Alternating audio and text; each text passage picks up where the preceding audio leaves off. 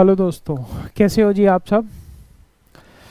तो उम्मीद करता हूँ जी एग्ज़ाम्स नज़दीक आ रहे हैं, पढ़ाई बहुत अच्छी चल रही होगी और इस सिचुएशन में पढ़ने का वक्त भी निकाल रहे होगे, बैलेंसिंग भी कर रहे होगे और अपनी हेल्थ का भी ध्यान कर रहे होगे।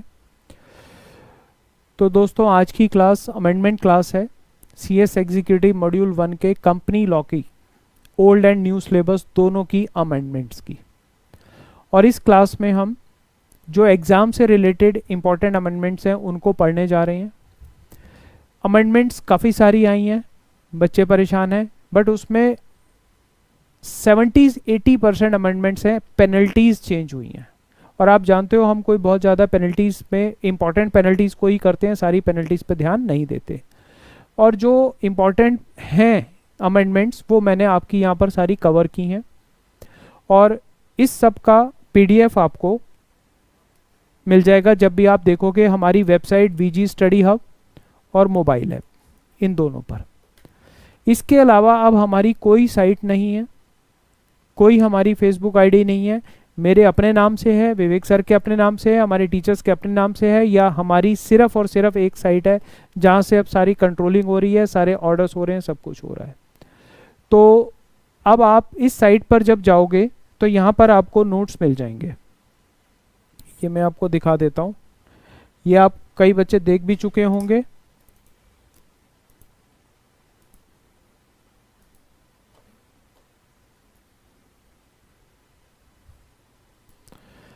अब जब आप यहाँ पर आओगे तो फ्री रिसोर्सेज के में जाओगे, फ्री मटेरियल CS में जाओगे तो CS एग्जीक्यूटिव और वहाँ पर आपको ये PDF मिल जाएगा। तो आपको इस लिंक को कैच करना है और यहाँ पर जब आप जाओगे तो यहाँ से आपको PDF मिल जाएगा। और एक बात और मैं बताऊँ कि कुछ बच्चों ने दिसंबर 20 में एग्ज़ाम्स नहीं दिए थे या क्लियर नहीं हुए, तो दिसंबर 20 की भी मैंने अमेंडमेंट क्लास अपने चैनल पर CS Sanjeev Sapra law classes पर डाली थी। तो एक बार उस क्लास को भी रेफ़र कर लेना अगर आपने नहीं की है, क्योंकि उसमें कई इंपॉर्टेंट कॉन्सेप्ट्स में चेंजेस आए थे जिनको मैंने पूरा डिटेल में समझाया है। जैसे इंडिपेंडेंट डायरेक्टर वगैरह का टेस्ट, एलिजिबिलिटी टेस्ट वगैरह पर आया था और उसमें चेंजेस भी आए हैं, 2-3 बार अमेंडमेंट हो चुकी हैं। और दिसंबर 20 में अमेंडमेंट हुई थी, फिर जून 21 में भी उसमें अमेंडमेंट आ गई है। तो ये वाले लेक्चर में मैं जून 21 वाली लेकर चल रहा हूँ। दिसंबर 20 वाली में भी वहाँ पर मैंने पूरा डिटेल में समझाया हुआ है। तो जो चीज़ मैंने दिसंबर 20 वाली अमेंडमेंट में अच्छी तरह से समझा दी है, तो 21 में अगर उसमें छोटी सी अमेंडमेंट है तो मैं दोबारा डिटेल में नहीं गया। तो एक बार आप उस क्लास को भी रेफ़र ज़रूर कर लेना अगर आपने पहले नहीं देखी थी। तो नोट्स आपके पास होंगे, आपने पहले देखी है, नहीं है तो ये दोनों नोट्स आपको यहाँ पर मिल ही जाएंगे। तो पहले नोट्स डाउनलोड करना, उसके बाद क्लास स्टार्ट करना, साथ के साथ फटाफट हो जाएगी। ठीक है जी, तो स्टार्ट करते हैं फिर आपके लिए अमेंडमेंट्स। इसमें शुरू में तो मैंने वो अमेंडमेंट्स डाली हैं जो डायरेक्ट प्रोविजंस को अट्रैक्ट कर रही हैं एक्सेप्ट पेनल्टी, और जो सिर्फ पेनल्टी वाली अमेंडमेंट है मैंने उनको लास्ट में डाल दिया है। और उसके लिए मुझे कुछ ज़्यादा समझाने के लिए आपको नहीं है, आपको बस अगर करना है तो आप अपनी बुक में चेंज कर सकते हो, नोट्स में चेंज कर सकते हो। तो उसके लिए मेरे को कोई ऐसा टेक्निकल पॉइंट नहीं है कि जिसका टाइम लगाकर आपको यहाँ पर समझाया जाए। मेन फोकस हम टाइम दें कि जिसमें प्रोविज़न में कंसेप्ट चेंज हुई है, कोई नई सी कंसेप्ट ऐड हुई है, उसको हम थोड़ी सी वेटेज देके चलें। सेकंड, मेरी एक ये रिक्वेस्ट रहेगी आपसे कि जो दिसंबर 20 के स्टूडेंट्स थे जिनका क्लियर नहीं हुआ या दिसंबर 20 में एग्ज़ाम्स नहीं दे पाए थे, पुरानी बुक है, तो वो एक बार ये दिसंबर 20 वाली भी अमेंडमेंट ज़रूर कर लें। हालांकि उम्मीद है कि सब कर चुके होंगे, बट अगर कोई रह गया है या नहीं अच्छी तरह की है तो ये बहुत इंपॉर्टेंट है। इनमें कई पॉइंट ऐसे हैं जो हम एक्सपेक्ट कर रहे हैं कि इस एग्ज़ाम में आने चाहिए। तो दिसंबर 20 वाली अमेंडमेंट्स को भी बहुत अच्छी तरह से रिफ्रेश कर लेना। और इसका PDF प्लस जून वाली का PDF, जो मैं हमेशा बताता हूँ, expertbano.com साइट है जो, उस पर PDF अपलोड करवा दिया है मैंने। आप PDF को डाउनलोड करके साथ साथ अमेंडमेंट क्लास देखोगे, अपनी बुक को अपडेट कर सकते हो। सेकंड, ये expertbano.com पर मिलेगी, फ्री नोट्स का लिंक है, उसमें सबसे नीचे जब स्क्रॉल करोगे तो अमेंडमेंट्स मिल जाएगी। बच्चों के मैसेज आते हैं कि सर अमेंडमेंट नहीं मिल रही, तो आप सब डायरेक्ट सीधा सबसे नीचे स्क्रॉल करना, पेज लास्ट पेज पे जाना, लिंक के आपको ये अमेंडमेंट मिल जाएगी। सेकंड, गाबा सर, जो विवेक गाबा सर, हम इकट्ठे हैं तो उनके टेलीग्राम चैनल पर भी ये अमेंडमेंट मैंने डाल दी है, तो वो भी लिंक को शेयर कर देते हैं हमेशा एज यूजुअल। तो मैं उनसे रिक्वेस्ट करूंगा तो वो उसको ये भी शेयर कर देंगे और ये पीडीएफ भी आपको शेयर कर देंगे, तो प्रॉब्लम नहीं आएगी। तो मेरी रिक्वेस्ट यही है कि आप एक बार दोनों अमेंडमेंट्स को लेकर चलना। दिसंबर 20 वाली जिनकी छूट गई थी वो जरूर करें, और इसके लिए मैंने इसकी वीडियो दिसंबर 21 की ऑलरेडी यहाँ पर देखो मेरे यूट्यूब चैनल पर आप जाओगे तो सेकंड रो में ये कंपनी लॉ की अमेंडमेंट्स पड़ी हैं, तो यहाँ से आप वीडियो भी देख सकते हो। इसमें जैसे इंडिपेंडेंट डायरेक्टर वगैरह की कुछ नई कंसेप्ट चेंजेस हुई थी, उनकी एलिजिबिलिटी टेस्ट का, तो वो मैंने पूरा यहाँ पर एक्सप्लेन किया हुआ है आपको। आज की अमेंडमेंट्स में हमें बहुत ज़्यादा टाइम नहीं लगने वाला, तो करते हैं जी स्टार्ट, आपकी प्रेशियस टाइम को ख़राब नहीं करते हुए। देखो जून 21 की सबसे पहला जो आ रहा है हमारा सेक्शन 4, ये न्यू सिलेबस वालों के तो सेटिंग अप में आ जाएगा मेमोरेंडम के चैप्टर में, और ओल्ड सिलेबस वालों का तो कंपनी लॉ में ही रहेगा। सेक्शन 4 याद करो बच्चों, वो मेमोरेंडम की बात करता है। सबसेक्शन 1 कहता है कि क्लॉजेस क्या होंगी मेमोरेंडम की, name clause, situation clause, object clause, capital clause, liability clause, subscription वगैरह की हम बात करते हैं। फिर सेक्शन का फर्दर आगे कहता है कि जो आप नेम रखोगे कंपनी का वो रिजेंबलिंग नहीं होना चाहिए एग्जिस्टिंग कंपनी या किसी ट्रेडमार्क से रिजेंबलिंग नहीं होना चाहिए, और अगर गवर्नमेंट से रिलेट कर रहा है तो गवर्नमेंट की अप्रूवल चाहिए, या कुछ नाम ऐसे हैं जिसमें हमें गवर्नमेंट की अप्रूवल चाहिए रूल 8 और 8A के हिसाब से, ये भी आप पढ़ चुके हो, इसमें कोई चेंज नहीं है।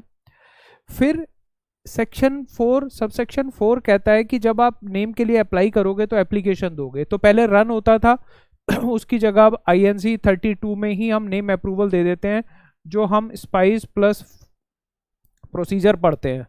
और एक आता था नेम चेंज का, एग्जिस्टिंग कंपनी का नेम चेंज।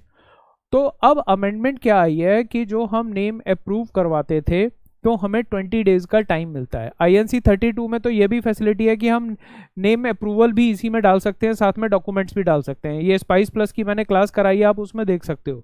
बट अगर हमें लगता है कि नहीं हम पहले नाम अप्रूव करा लेते हैं बाद में कंपनी बनाएंगे, तो ROC हमें 20 डेज का टाइम देते हैं। सब सेक्शन 5 देखो रिजर्वेशन ऑफ नेम का है, याद आ गया कि अगर हम न्यू कंपनी बनाने जा रहे हैं तो हमें 20 डेज का टाइम मिलता है कि हम अपने डॉक्यूमेंट्स को तैयार कर लें और कंपनी इनकॉर्पोरेट कर लें। और अगर कंपनी का हम नाम चेंज कर रहे हैं, हम पुरानी कंपनी है, तो 60 डेज का टाइम मिलता है ऑर्डिनरी रेजोल्यूशन से, और स्पेशल रेजोल्यूशन से नाम चेंज हो जाता है। तो अब न्यू नेम के लिए जो न्यू कंपनी इनकॉर्पोरेट हो रही है उनको 20 डेज का टाइम मिलता था, और अगर हम 20 डेज में कंपनी इनकॉर्पोरेट नहीं कर पाए, किस कारण हमारे डॉक्यूमेंट तैयार नहीं हुए, सब्सक्राइबर्स के साइन नहीं हो पाए, विटनेस नहीं हो पाई, या कोई भी हमारे पास कारण आ गया तो अब क्या किया जाए, तो वो नाम लैप्स हो जाता था, हमें दोबारा नाम अप्रूवल के लिए डालना पड़ता था। तो उससे क्या होता था कि मान लो एक बार हमने 20 डेज के लिए नाम अप्रूव करा लिया और हम डॉक्यूमेंट फाइल नहीं कर पाए, और हमने थोड़े दिन बाद दोबारा वो नाम अप्रूवल के लिए डाला, पता चला इस बीच में कोई और पर्सन वो नाम अप्रूव करा गया, तो वो नाम हमारे हाथ से चला जाता था। तो 20 डेज का टाइम थोड़ा सा कम लग रहा था कि उस नेम के लिए एक्सटेंशन मिले। हर जो पर्सन प्रमोटर कंपनी बनाना चाह रहे थे वो कह रहे थे कि 20 डेज का टाइम कम है, तो गवर्नमेंट ऑफ इंडिया ने कहा कि ठीक है हम आपका नाम डिलीट नहीं करेंगे, मतलब आपका नाम रिजर्व रहेगा, बट आप 20 डेज में नहीं बना पाते तो हम उसकी एक्सटेंशन दे देते हैं आपको। तो वो नेम आगे आप एक्सटेंड कर लो, बट उसकी आपको एक्स्ट्रा फीस देनी पड़ेगी, और हम उसको मैक्सिमम 60 डेज तक के लिए कर देंगे। तो ये सबसेक्शन 5 एज इट इज है। उन्होंने बोला था कि न्यू नेम 20 डेज तक रहेगा, registrar upon receipt of application under subsection 4। Subsection 4 किस चीज का है, application for reservation. Registrar may on basis of information document furnish with the application reserve the name for a period of 20 day from the date of approval. Date of approval मतलब जिस दिन ROC का letter हमारे पास आया उस दिन से, जिस दिन ROC की डेट ऑफ लेटर है उस दिन से 20 डेज का टाइम मिलेगा। और other period as may be prescribed. अब ये एज मे बी प्रिस्क्राइब्ड क्या है उस पर हम आज बात करेंगे। फिर था कि अगर चेंज ऑफ नेम हो रहा है तो हमें 60 डेज का मिलता था, तो इसमें तो कोई चेंज नहीं है। इसके साथ अब क्या किया गया, एक रूल 9A न्यू इंसर्शन आ गई, न्यू रूल डाला गया है कंपनी इनकॉर्पोरेशन रूल्स में। इसमें क्या डाला गया है कि 20 डेज से आगे आप टाइम एक्सटेंड कर सकते हो। तो आपका जो 20 डेज का टाइम था आपको 40 डेज और मिलेंगे, टोटल डेज रहेंगे आपके 60, और डेट ऑफ अप्रूवल से। ये एक बार मैं आपको यहाँ सिंपल समझा देता हूँ।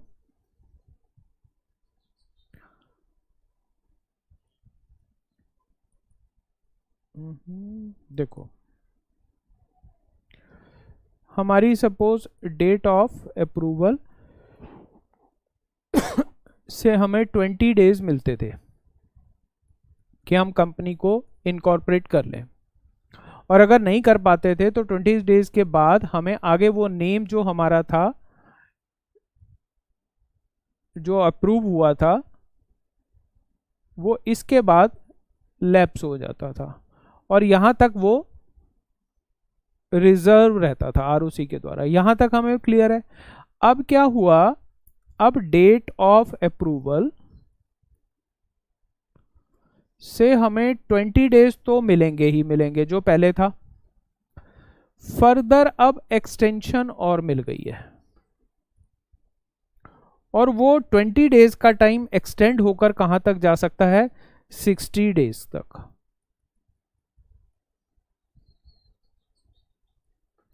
ये टोटल कितने दिन हो सकते हैं, 60 डेज। ये भी कब से होंगे, फ्रॉम द, इस चीज को आपको ध्यान रखना है, डेट ऑफ अप्रूवल, मतलब टोटल 60 मिल रहे हैं हमें यहां से। अगर मेरी 1 अप्रैल 21 का डेट ऑफ अप्रूवल है तो ये मैक्सिमम मुझे कब तक का मिलेगा, 30 मई 21 तक। ये मेरा लेजिटिमेट टाइम था विदाउट एक्सटेंशन जो मुझे मिल रहा था ये, और इसके बाद तो अप्रोक्सीमेटली मुझे 40 डेज का टाइम मिल गया और टोटल कितने दिन हो गए, 60 डेज। यहां तक बात समझ आई। मतलब हमने ये समझा कि ये न्यू रूल क्या लेकर आया कि आपको पहले 20 डेज मिलेंगे, आप कंपनी बना लो, और अगर आप कंपनी नहीं बना पाते तो आप आरओसी के पास उसी नेम को रिजर्व रखने के लिए एक रिक्वेस्ट दे सकते हो कि सर जी ये नाम हमारे लिए अभी एक्सटेंड रख लो, हमें थोड़ा सा टाइम और दो। तो वो टाइम मैक्सिमम कितने दिन तक होगा, डेट ऑफ अप्रूवल से 60, तो मतलब 40 डेज अनदर हमें और मिल जाएंगे। बट यहाँ नहीं खत्म हो रही, इसकी कुछ स्टेजेस बन गई हैं। वो स्टेजेस क्या आई देखो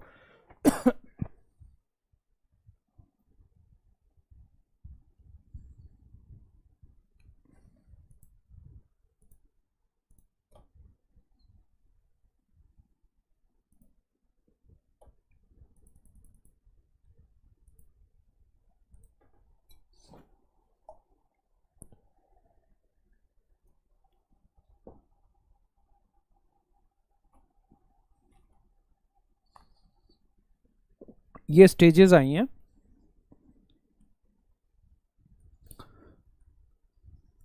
डेट ऑफ अप्रूवल से 20 डेज, फिर 40 डेज, मैक्सिमम 60 डेज। तो ये 60 डेज के बीच में मैंने अब एक पीरियड और डाल दिया 40 डेज का। तो 3 स्टेज इस रूल में बात करेगी जब हम पढ़ेंगे। 20 डेज तो हमारे पास है ही है, तो 20 को एक्सटेंड करके हम कितने तक कर दें 40 तक, तो हमें टोटल कितने दिन और मिल गए 20। फिर हम 40 से अगर 40 पर भी नहीं कर पाते तो हम प्लस 20 और ले सकते हैं, तो इन दोनों को मिला दें तो हमें कितने दिन मिल गए, 40 डेज मिल गए।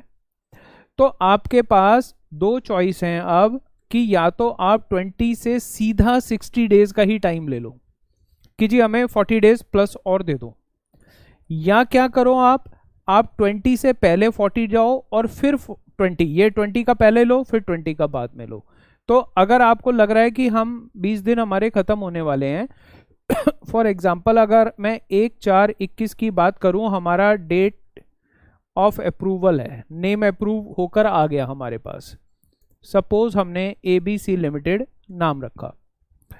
अब 1 अप्रैल से हमारे पास टाइम था 20 अप्रैल 21 तक का। यहां पर कंपनी बन गई तो ठीक है, कोई प्रॉब्लम ही नहीं, बात खत्म।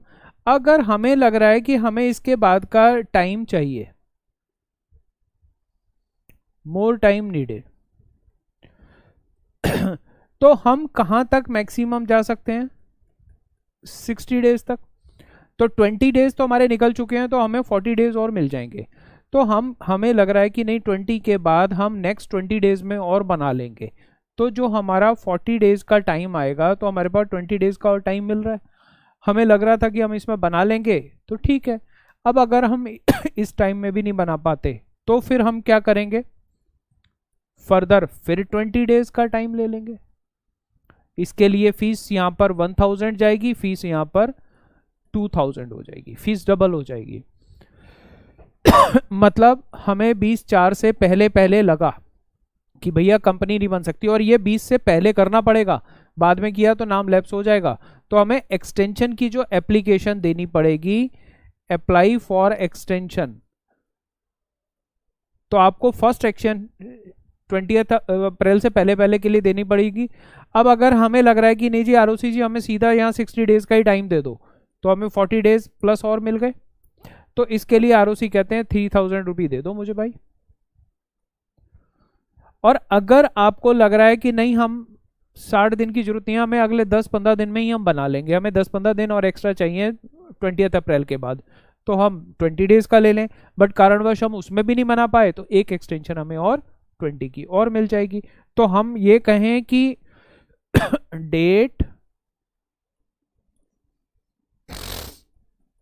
डेट ऑफ अप्रूवल आपको जो ध्यान रखनी है, 20 डेज का फर्स्ट टाइम, 40 डेज का सेकेंड टाइम, 60 डेज का from the date of approval. या तो कंपनी आप इन बीच में बना लो, कोई प्रॉब्लम ही नहीं। आपको लग रहा है नहीं बना पाओगे तो इस बीच में बना लो, तो प्लस 20 डेज और आप ले लो। अगर आप इसमें भी नहीं बना पाए तो आप फर्दर ले लो प्लस 20 डेज, बस इसके बाद आपको कोई एक्सटेंशन नहीं मिलेगी। और अगर आपको यहां पर लग रहा है आप अप्लाई यहीं पर कर दोगे इसके लिए, और सेकंड के लिए फिर आप अप्लाई करोगे इस 40 डेज से पहले पहले। इसका पूरा एग्जांपल कराऊंगा, अभी पढ़वाता हूं। तो अभी हमें यह समझ आ रहा है कि हम मैक्सिमम 40 डेज तक का टाइम ले सकते हैं।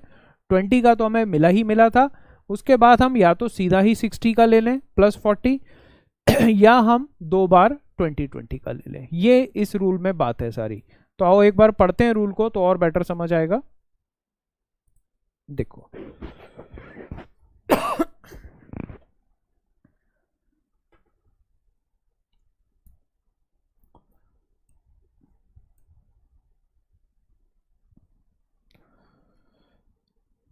Rule 9(1) extension of reservation of name.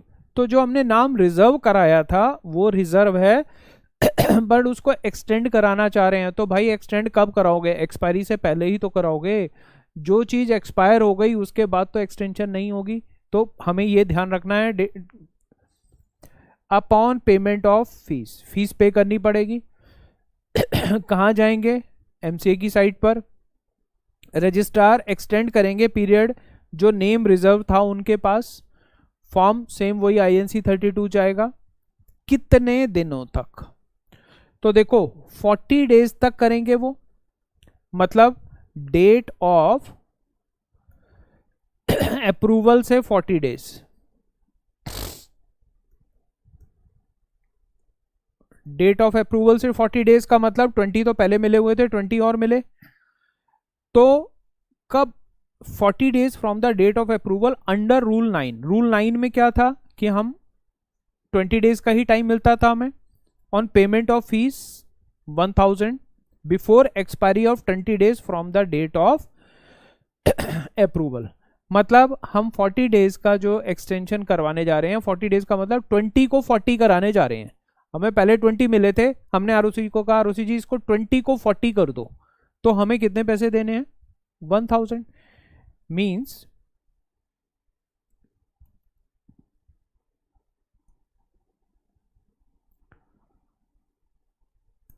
हमारा डेट ऑफ अप्रूवल था 1 अप्रैल 21,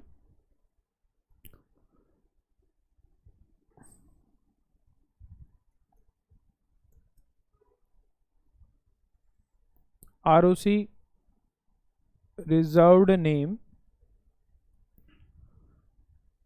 20 डेज, तो ये 20 डेज कहाँ तक आएंगे, 20 अप्रैल तक।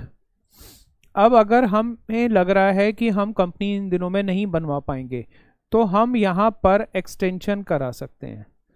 एक्सटेंशन कब करवाएंगे? बिफोर 20 अप्रैल 21 से। तो हम एक एप्लीकेशन देंगे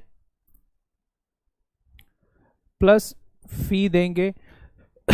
अब अगर हम इसको कह रहे हैं कि हमें 20 डेज और दे दो, तो टोटल क्या हो गए?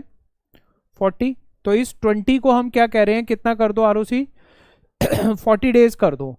तो ये डेट आ जाएगी हमारे पास 10 मई 21। तो आरओसी जी इसके लिए अगर हम जाते हैं तो वो फीस मांगेंगे 1000, ले लो। अब हमने इस बीच में कोशिश करनी है कंपनी बनाने की। अगर इन केस कंपनी नहीं बन पाती तो क्या होगा? आओ आगे। नेक्स्ट सब रूल कह रहा है 60 days from the date of approval. ध्यान रखना, पहले डेट ऑफ अप्रूवल से 40 किया, अब डेट ऑफ अप्रूवल से 20 किया। Under rule 9 on payment of fees 2000। Fees कितनी बढ़ गई? अब 1000 पहले गई थी, 2000 और जाएगी। Made before the expiry of 40 days. मतलब हमने जो पहले नाम अप्रूव कराया था उसके ये 1000 हम दे चुके हैं। उस नाम से हमें कितने दिन मिले थे? 40 डेज मिले थे हमें। अब अगर हम इसमें भी नहीं कर पा रहे तो 40 डेज से पहले हमें फिर दोबारा से अप्लाई करना पड़ेगा। Clause A above. Clause A above में हमने क्या किया था? 40 डेज का टाइम मिला था हमें। अब अगर हमें यहां पर लग रहा है कि हमें नहीं कंपनी बना पा रहे इस डेट पर, तो हम इस डेट से पहले हम एप्लीकेशन देंगे प्लस फी देंगे ₹2000 कि अब हमारे 3000 चले गए। और हम इसको क्या बोलेंगे? आरओसी जी इसको अब 60 डेज कर दो। तो प्लस 20 डेज हमें और मिल गए इनडायरेक्टली। तो ये आ जाएगा हमारे पास 30 मई 21 कि यहां तक हमें दे दो। तो वो हमारी ये तो हो गई फर्स्ट एक्सटेंशन, ये क्या हो गई हमारी? सेकंड एक्सटेंशन हो गई एप्लीकेशन की। क्लियर जी? कि हमने पहले सब रूल में ये बोला गया कि आप एक्सटेंशन करा लो 40 डेज की, तो मतलब 20 डेज और एक्स्ट्रा ले लो, 1000 दे दो। अब अगर उन 40 डेज भी खत्म होने वाले आ रहे हैं और हमसे कंपनी नहीं बन तैयार हो पा रही, डॉक्यूमेंट तैयार नहीं हो पा रहे, तो हम फर्दर और कितने दिन तक उसको एक्सटेंड करवा सकते हैं? 60 तक। हमेशा की डेट क्या रहेगी? चाहे ये चाहे ये चाहे ये, डेट ऑफ अप्रूवल से। तो डेट ऑफ अप्रूवल से 20 डेज तो हमें विदाउट एनी बॉदरेशन मिल रहे हैं। 20 डेज में नहीं मिला पा रहे तो हम उसको 20 का 40 करवा लें, तो 1000 दे दें। 40 में भी नहीं पूरा हो पा रहा तो 40 से पहले पहले हम फिर एप्लीकेशन दे दें, जी ये नाम रख लेना, किसी और को मत देना। तो अगला कहाँ तक चला जाएगा? वो 60 तक हमें टाइम दे देंगे वो, बट फीस यहाँ पर वो डबल कर रहे हैं। अब आई बात, सर अगर यही हमें डाउट था तो हम पहले सीधे ही 60 ना ले लेते। तो क्लॉज रूल 9A की क्लॉज सी कह रही है, सब रूल कह रहा है कि आप यहां से क्या करो, सीधा ये एक्सटेंशन ले लो 60 डेज की, और आप एप्लीकेशन दो प्लस फी दे दो ₹3000। आप यहां पर भी तो आपने 1000 और ये मिलाकर टोटल 3000 दिया है, बट अगर आपको डैम श्योर हो कि भैया 40 डेज में भी नहीं कंपनी बन पाएगी, तो फिर 60 ले लो, सीधा बार बार एप्लीकेशन देने की जरूरत नहीं है, सीधा आपको ₹3000 पे करने हैं। बट 60 डेज के बाद एक्सटेंशन नहीं मिलेगी, वो नाम लैप्स हो जाएगा, आपको दोबारा अप्लाई करना पड़ेगा। और अगर इस बीच में कोई और ले गया तो ले गया, वो नाम आरओसी आपको गारंटी नहीं करेंगे। पढ़ें जी अब आगे। सब रूल सी 9A का रूल सी में बोला 60 days from the date of approval under rule 9 on payment of fee 3000 before the expiry of 20 days। But अगर आप ये 60 days पहले ले रहे हो तो शुरू में ही आप डिसाइड कर लोगे कि हमें फर्स्ट 20 days में अगर कंपनी नहीं बना पा रही तो हमें आगे 40 प्लस फिर 60 पे जाना है या सीधा 60 पे जाना है। तो इसका मतलब ये हुआ कि हमें डेट ऑफ अप्रूवल से 3 चॉइस मिल रही हैं, 20 days, incorporate company, no extension. फिर हमें मिल रही है इस 20 को कितना करवा लें हम? 40 डेज। तो हमें क्या चाहिए, हमें एक्सटेंशन 1। और अगर हम इस बीच में कंपनी बना पाए तो ठीक है, नहीं बना पाए तो हम इसको क्या करवा लें 60 डे, कितने दिन से, एक्सटेंशन 2 से। इसके बाद आरओसी के पास भी पावर नहीं है कि आपका नाम वो रिजर्व रखेंगे। और हमारे पास एक रास्ता और आया कि हम यहां पर डेट ऑफ अप्रूवल से सीधा 60 डेज की एक्सटेंशन ले लें। यहां पर हमने 2 स्टेजेस में ली, पहले हमने 20 तो हमारे पास था, 20 को हमने 40 कराया, 40 को हमने फिर 60 कराया। दूसरा रास्ता क्या आया कि हम सीधा ही पहले 60 का ले लें। यहां पर फी देनी पड़ेगी 3000, यहां पर फीस देनी है 1000 और यहां पर फीस देनी है 2000। आई थिंक क्लियर होगा।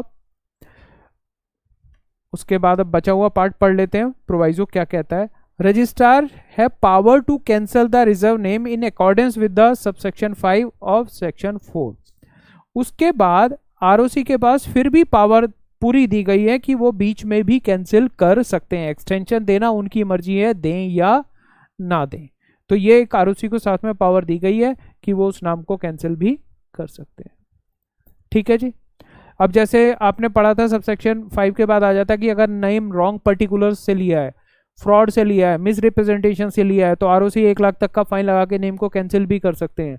और अगर कंपनी इनकॉर्पोरेट हो गई है तो फिर आरओसी नेम चेंज के लिए बोलेंगे या कंपनी को स्ट्राइक ऑफ कर देंगे।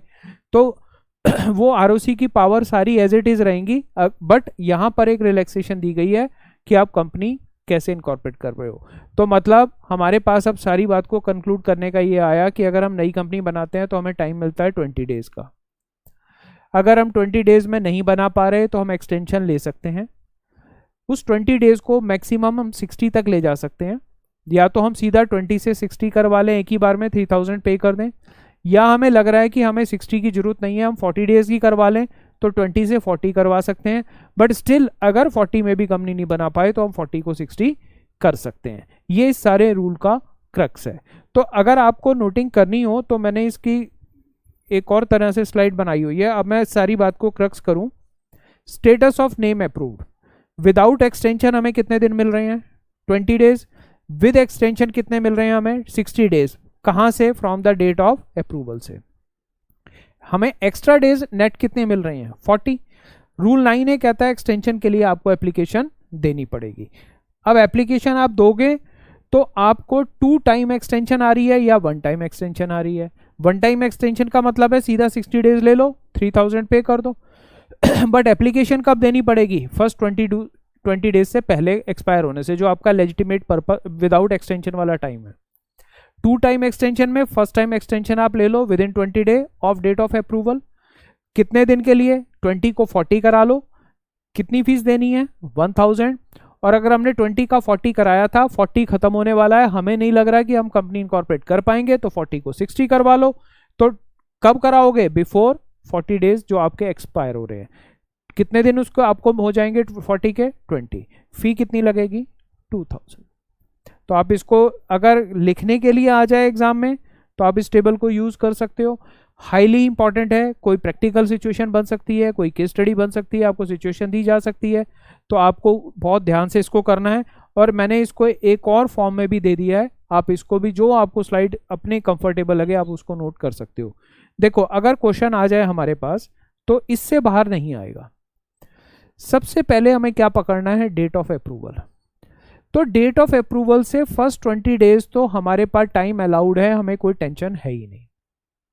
अब अगर 20 से ज्यादा जा रहे हैं हम, तो 20 को हम कितना करवा सकते हैं 40 करवा सकते हैं, और 40 को हम कितना करवा सकते हैं 60 करवा सकते हैं, या हम डायरेक्टली भी 60 तक जा सकते हैं। इतना हमने समझा।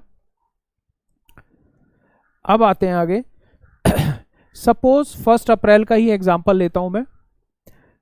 हमने कंपनी बना ली, हमारे पास मैक्सिमम टाइम क्या था 1 अप्रैल से 20 अप्रैल, तो कोई दिक्कत ही नहीं है, सब बढ़िया ओके सिचुएशन है, कोई एक्सटेंशन की जरूरत है ही नहीं। अब आई बात कि हमें एक्सटेंशन की जरूरत है, तो एग्जामिनर पूछ सकते हैं कि advise the company, you are a professional, you are a practising company secretary, one of your client seeking your advice regarding name extension, तो आप कैसे उसको एलोबरेट करोगे वो मैं आपको कोशिश कर रहा हूँ। सेकंड, कोई अगर प्रैक्टिकल सिचुएशन आ जाए तो भी आप उसको कैसे कर पाओगे। तो अब आया कि जी एक्सटेंशन की ज़रूरत है। तो सबसे पहले अगर मान लो मैं और आप मिलकर कंपनी बना रहे हैं और हमें 20 डेज मिले थे, हम नहीं कर पाए, तो हम क्या कहेंगे कि अब डिसाइड करेंगे भाई कितने दिन एक्सटेंशन कराएं। तो हमें लग रहा है कि नहीं यार अगले 20 दिन में और करा लेंगे हम। तो केस 1, हम फर्स्ट जो हमारे 20 डेज एक्सपायर हो रहे हैं, जो हमारा टाइम अलाउड था, उसमें हम अप्लाई कर दें और उस 20 को कितने दिन के लिए करवा दें, 40 तक। फी कितनी जाएगी, 1000। फिर क्या हुआ केस 2 कि हमारे फर्स्ट एक्सटेंशन हमने ले ली थी, 20 डेज का टाइम हमारे पास मिल गया था, तो 40 डेज टोटल हो गए थे, बट 40 से ज़्यादा भी हमें अब लग रहा है ज़रूरत कि हम 40 डेज में भी नहीं बना पाएंगे। तो हम अप्लाई कर दें कब, बिफोर एक्सपायरी ऑफ 40 डेज, मतलब 10 मई से, तो ये डेट आ सकती है कोई भी, और हमें फीस कितनी पे करनी है फिर, 2000। तीसरी सिचुएशन आई कि हम 1 टाइम एक्सटेंशन ले लें, सीधी मैक्सिमम जितनी मिल सकती है। हमें आज लग रहा है अभी 20 दिन हुए नहीं यार, पता नहीं कोविड चल रहा है, स्टाफ आ नहीं रहा, डॉक्यूमेंट तैयार नहीं है, सब्सक्राइबर हॉस्पिटल में है, पता नहीं हो पाएगा, कब रिकवर होगा, यार जो मैक्सिमम टाइम ले रहा है ना अभी ले लो, बार बार एक्सटेंशन नहीं करानी हमें। तो आरओसी कह रहे हैं आप सीधा एक काम करो, मेरे को 3000 रुपये दे दो, 3000, और मैं आपका 20/4 से पहले जो आपका 20 दिन का टाइम है उससे पहले एप्लीकेशन दे दो, मैं इसको फर्दर आपका 30 मार्च तक के लिए एक्सटेंड कर दूंगा। तो ये उम्मीद करता हूँ मेरी कोशिश जितनी भी तरह से हो सकती थी इसको सिंप्लीफाई किया जाए। तो 2 तरह से है, आप इसको पॉज करके वीडियो को जहाँ नोट करना होगा आप, आई थिंक यहाँ से ये 3 चीज़ें तो जरूर नोट करोगे। पिछला कोई एग्जाम्पल नोट करना हो तो वो आपकी मर्जी है। और अगर मैं इसको रफ बोलूं तो हमने अब तक क्या पढ़ा, इसको मैं समराइज करूं तो डेट ऑफ अप्रूवल से कंपनी इनकॉर्पोरेट कर लो 20 दिन में, कोई फीस नहीं लगेगी अगर हम फीस वाइज चलें। अगर 20 डेज एक्स्ट्रा लेने हैं, मतलब 20 को 24 करा लो, 1000 दे दो। फिर हम एक्सटेंशन 40 डेज कराना चाहते हैं तो 60 डेज फालतू 40 डेज लेने चाह रहे हैं तो फी कितनी कर दो, 3000। 2 एक्सटेंशन लेनी है, मतलब ये तो हुई 1 एक्सटेंशन, 2 लेनी है तो फर्स्ट एक्सटेंशन में 1000 दे दो, सेकंड में दोबारा फिर 2000 दे दो। तो आपको जो जैसे समझ आए, मैंने हर तरह से एक्सप्लेन कर दिया, जिसको जैसे समझ आए वो वैसे समझ सकता है। ठीक है बच्चों, चलें आगे। ओके,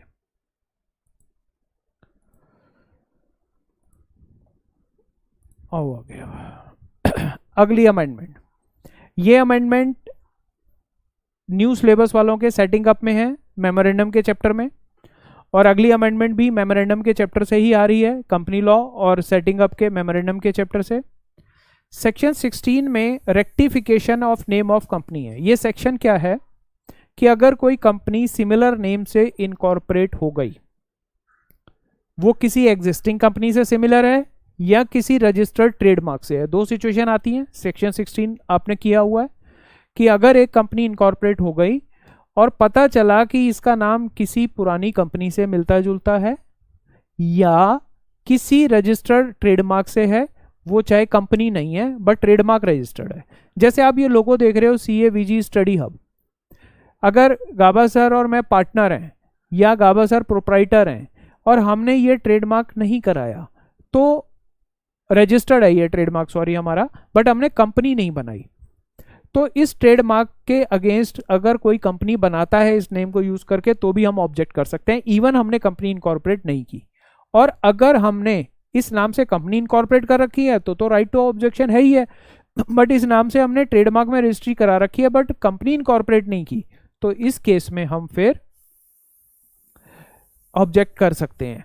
तो ट्रेडमार्क प्रोप्राइटर में आ जाएंगे। तो इसमें सिर्फ एक अमेंडमेंट आई है कि देखो सेक्शन 16 में पहले तो ये आता था, मैंने पूरा सेक्शन डाल रखा है आपकी बुक में तो है ही है, कि अगर तो आया कि कंपनी से रिजेंबलिंग है नाम,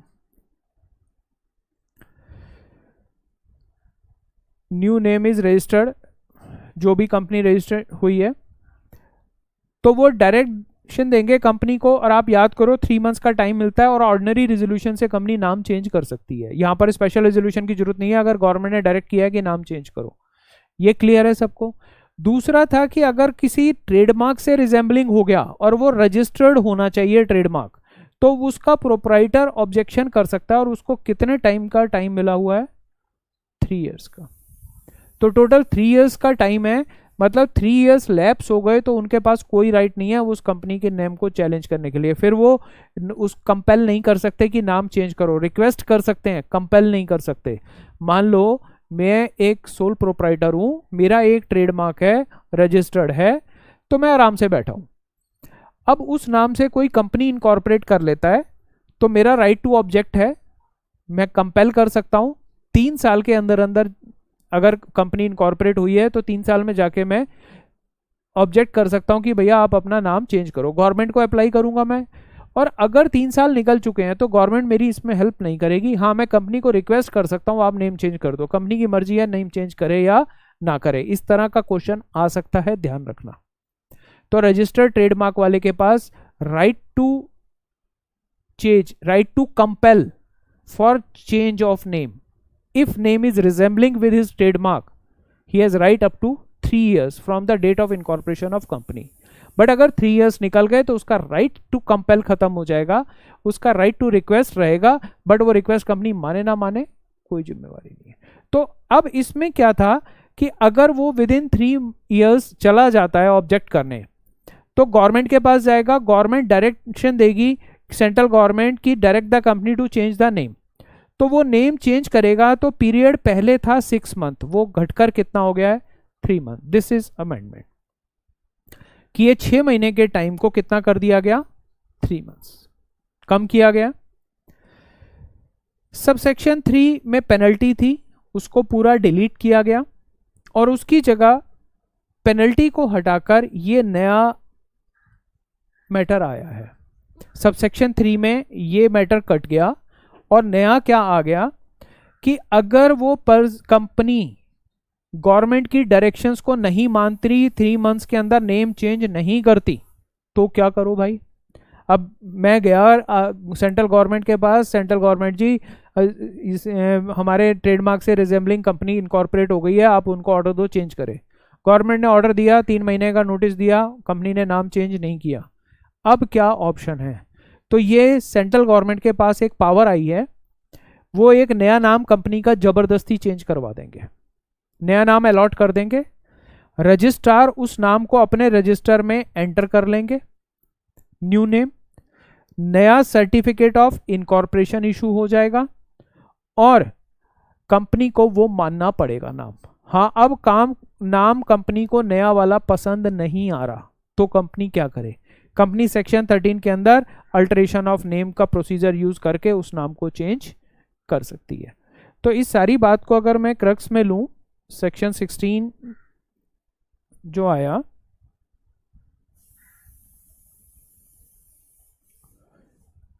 इफ कंपनी रजिस्टर्ड या इनकॉर्पोरेटेड, मैं शॉर्ट में लिख रहा हूं, with similar name of registered trademark. अगर रजिस्टर्ड ट्रेडमार्क नहीं है तो कोई ऑब्जेक्शन नहीं हो सकता, ये ध्यान रखना, एग्जामिनर यहीं से फंसा देंगे। तो रेमेडी क्या है? To proprietor of trademark, TM आप देखते हो ना, ये लिखा होता है trademark.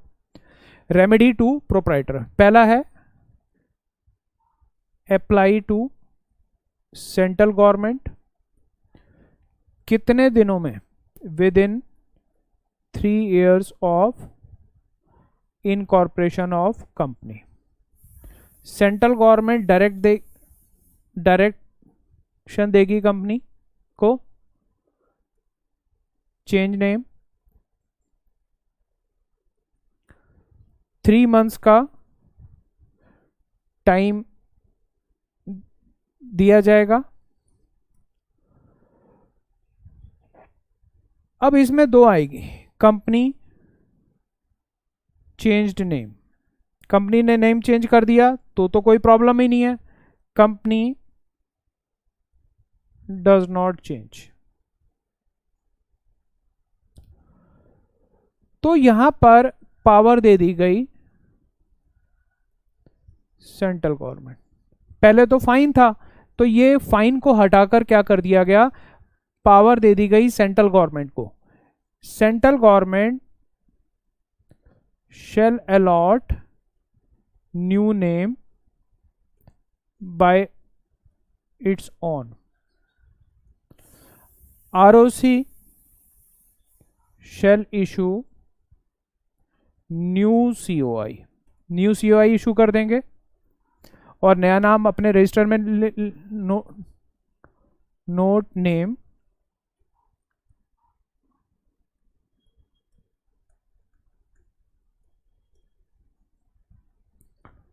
Enter name in register of company. ये आरओसी के पास सेक्शन आया। अब कंपनी क्या कर सकती है, company can alter name if not, उसको अच्छा नहीं लग रहा, if not acceptable under section 13। SR pass करो, नया नाम रख लो आप जो रखना है।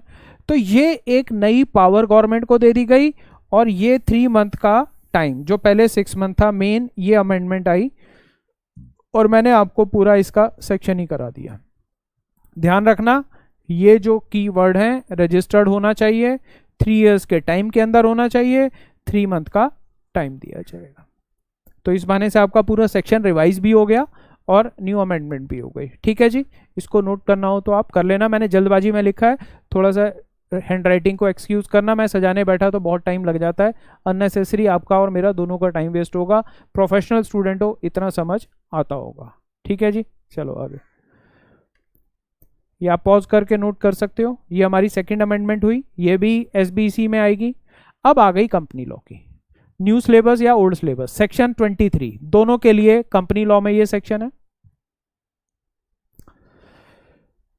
दोनों सीएल में पढ़ेंगे ये।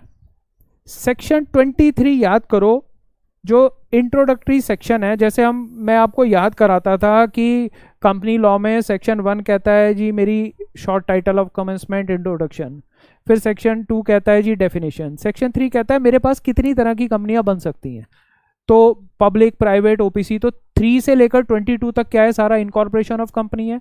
फिर जब नेक्स्ट चैप्टर स्टार्ट होता है तो सेक्शन 23 कहता है कि कंपनी कैसे पैसा लेगी। कंपनी तो इनकॉर्पोरेट कर ली, अब सेक्शन 23 क्या स्टार्ट कर देता है, सेक्शन 23 से आप पढ़ते हो 42 तक, issue of security, prospectus and private placement का पढ़ते हो।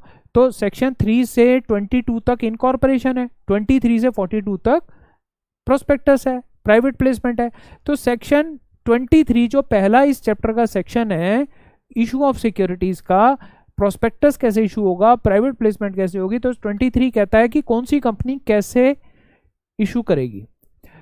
पब्लिक कंपनी पब्लिक इशू भी ला सकती है, राइट भी, बोनस भी। प्राइवेट कंपनी पब्लिक इशू नहीं ला सकती, राइट और बोनस से ले सकती है further capital. OPC always public issue नहीं लाएगी। तो ये तो सेक्शन 23 का सबसेक्शन 1 था जो मैंने बात बोली, मैंने पूरा सेक्शन डाल दिया है। Private company, public company through prospectus public offer ला सकती है, प्राइवेट प्लेसमेंट कर सकती है, राइट इशू, बोनस इशू ला सकती है। प्राइवेट कंपनी राइट, बोनस लाएगी या प्राइवेट प्लेसमेंट करेगी। अब आया ये एक न्यू एडिशन हुआ है सबसेक्शन 3। ये बात की गई है कि कंपनी इंडिया से बाहर शेयर इशू कर सकती है, तो वो कौन सी कंपनी है वो सेंट्रल गवर्नमेंट डिसाइड करेगी। वर्ड क्या डाला गया, such class of public company.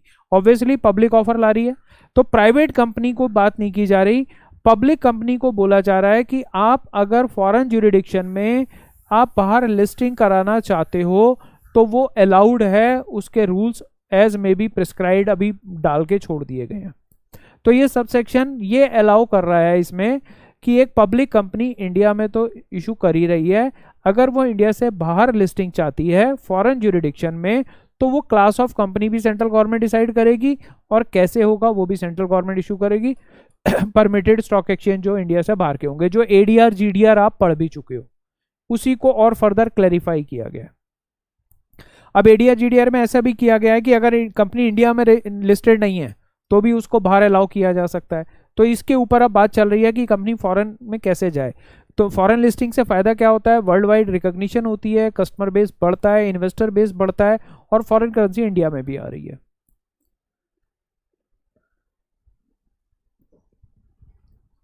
Subsection 4,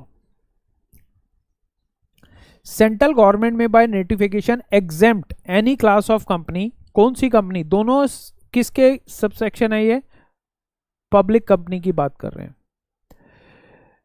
exempt कर सकती है किसी भी कंपनी को। कौन कौन से सेक्शन से, सेक्शन 89, सेक्शन 90, सेक्शन 127। याद करो क्या है ये। सेक्शन 89 क्या है, बेनिफिशियल ओनरशिप। सेक्शन 90 क्या है, सिग्निफिकेंट बेनिफिशियल ओनरशिप। तो इन सेक्शन के सारे प्रोविजंस को किसी कंपनी के ऊपर अप्लाई करने से रोका जा सकता है, एग्जेम्प्ट किया जा सकता है। और सेक्शन 127 आ जाता है default in distribution of dividend. 30 days में डिविडेंड नहीं पे किया तो उसकी पेनल्टी। तो ये 3 रिलैक्सेशन किसी भी कंपनी, पब्लिक कंपनी को दे सकती है सेंट्रल गवर्नमेंट। वो डिसाइड करेगी सेंट्रल गवर्नमेंट ही। ये बेसिकली ये इसलिए भी हो रहा है कि जैसे किसी कंपनी में गड़बड़ घोटाला हो गया या किसी कंपनी को फाइनेंशियल हेल्प करनी है। अब मान लो कोविड का टाइम है, एक कंपनी है बहुत अच्छा कर रही है और वो वैक्सीन बना रही है, आगे दवाइयाँ बना रही है, रिसर्च कर रही है। अब गवर्नमेंट ऑफ इंडिया चाहती है कि उसको पैसा दिलवाया जाए। अब कोई पर्सन डायरेक्टली ना आकर इनडायरेक्टली उस कंपनी में पैसा लगा रहा है, तो सेक्शन 89 और 90 किस चीज़ का है, इनडायरेक्ट एक्विजिशन का है कि जब हम डायरेक्ट पैसा नहीं दे रहे, किसी और के थ्रू दे रहे हैं, बेनिफिशियल ओनरशिप। तो ऐसे केस में गवर्नमेंट अलाउ कर देगी कि ये पर्सन उन प्रोविजंस को कंप्लाई ना करके भी पैसा इनडायरेक्टली कंपनी में दे सकता है। सेकेंड, अगर कोई कंपनी टफ टाइम है, 30 डेज के अंदर डिविडेंड पे नहीं कर पाई, अब कोविड के कारण भी हो सकता है या और कोई रीजन भी हो सकते हैं, तो सेक्शन उसकी 127 की पेनल्टी से उसको एग्जेम्प्ट कर सकती है। तो सेक्शन 23 में पहले 2 सबसेक्शन थे कि पब्लिक कंपनी पैसा कैसे लेगी, प्राइवेट कैसे लेगी। सबसेक्शन 1 कहता था पब्लिक कंपनी लेगी पब्लिक इशू से, राइट से, बोनस से, प्राइवेट प्लेसमेंट से। सबसेक्शन 2 कहता था प्राइवेट कंपनी कैसे लेगी, पब्लिक इशू से नहीं लेगी, राइट, बोनस या प्राइवेट प्लेसमेंट से लेगी।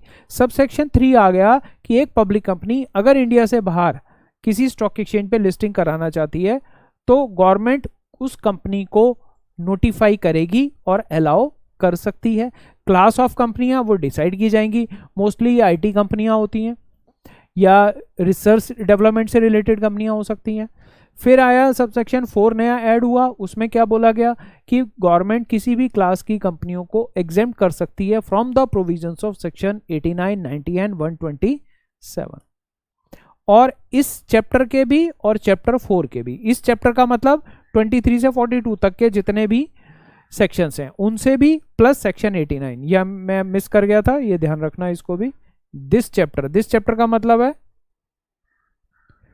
23 से 42 और चैप्टर 4 के सारे सेक्शन नहीं, 89, 90, 20। ठीक है जी, चलो। और अगर जो भी गवर्नमेंट नोटिफिकेशन लाएगी पार्लियामेंट से पहले अप्रूव होगा। अगला कंपनी लॉ से रिलेटेड ही है जी सबका, बहुत छोटी सी अमेंडमेंट है इसमें। सेक्शन 42 प्राइवेट प्लेसमेंट का सेक्शन है। अब सेक्शन 42 में बोला जाता है कि कंपनी प्राइवेट प्लेसमेंट करेगी सेलेक्ट ग्रुप ऑफ पर्सन को, एट ए टाइम 50 से ज़्यादा नहीं होंगे, ओवरऑल 200 रूल में बोला गया है। और इसमें कौन लोग काउंट नहीं होते, QIBs, qualified institutional buyer and employees को इस रेशो काउंटिंग में नहीं लिया जाता। ये सब आप लोग जानते हो कि कंपनी प्राइवेट प्लेसमेंट करती है तो एट ए टाइम 50 से ज़्यादा लोगों को प्राइवेटली प्लेसमेंट नहीं दे सकती। साल की लिमिट 200 की है। और इन दोनों लिमिट्स में QIBs, क्वालिफाइड इंस्टीट्यूशनल बायर्स, जो mutual fund, insurance company, banking company वगैरह होती हैं, फॉरेन इन्वेस्टर होती हैं, इनको काउंट नहीं किया जाता। मतलब इनको इस लिमिट से ज़्यादा भी अलाउ किया जा सकता है। सेकेंड, एम्प्लॉयज़ लिमिट में नहीं आते, यहाँ तक ठीक था। फिर रूल 14 इसके साथ आ जाता है। रूल 14 में एक छोटी सी अमेंडमेंट क्या आई है, बाकी सब कुछ ठीक है। नीचे एक प्रोवाइजो ऐड हुआ है, एडिशन हुआ है। ये एडिशन क्या है कि जब हम QIBs को शेयर्स देंगे तो स्पेशल रेजोल्यूशन पास होता है। अब ध्यान से समझना QIBs कौन है। मैं पहले आपको थोड़ा सा, जिन बच्चों ने सिक्योरिटी लॉ नहीं पढ़ा उनकी नॉलेज कितनी क्लियर है मुझे नहीं मालूम। सपोज एक कंपनी है और ये पब्लिक कंपनी है, ये इशू ऑफ सिक्योरिटीज करती है। किसको करती है? इन्वेस्टर्स को। इन्वेस्टर्स दो तरह के होते हैं, एक तो हैं इंडिविजुअल्स, हम लोग, राम श्याम सीता गीता संता बनता सब क्या है, ये इंडिविजुअल्स। और दूसरे कौन है? Non individuals. नॉन इंडिविजुअल्स कौन होते हैं?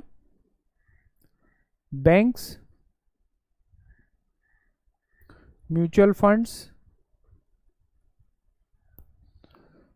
Insurance company,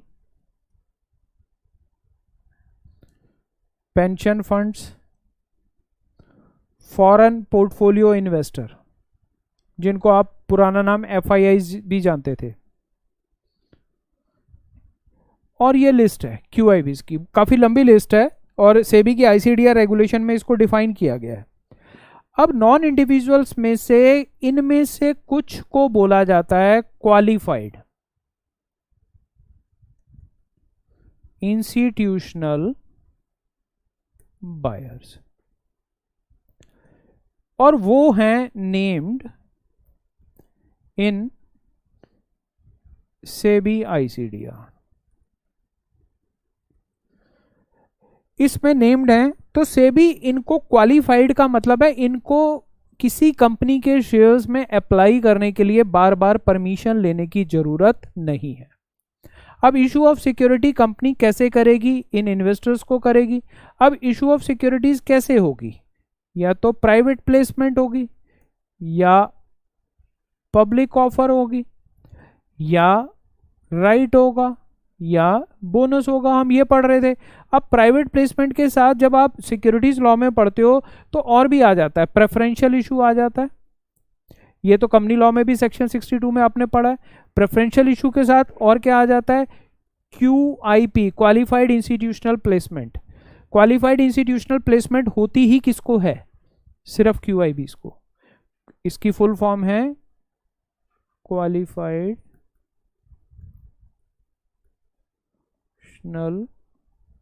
placement programme.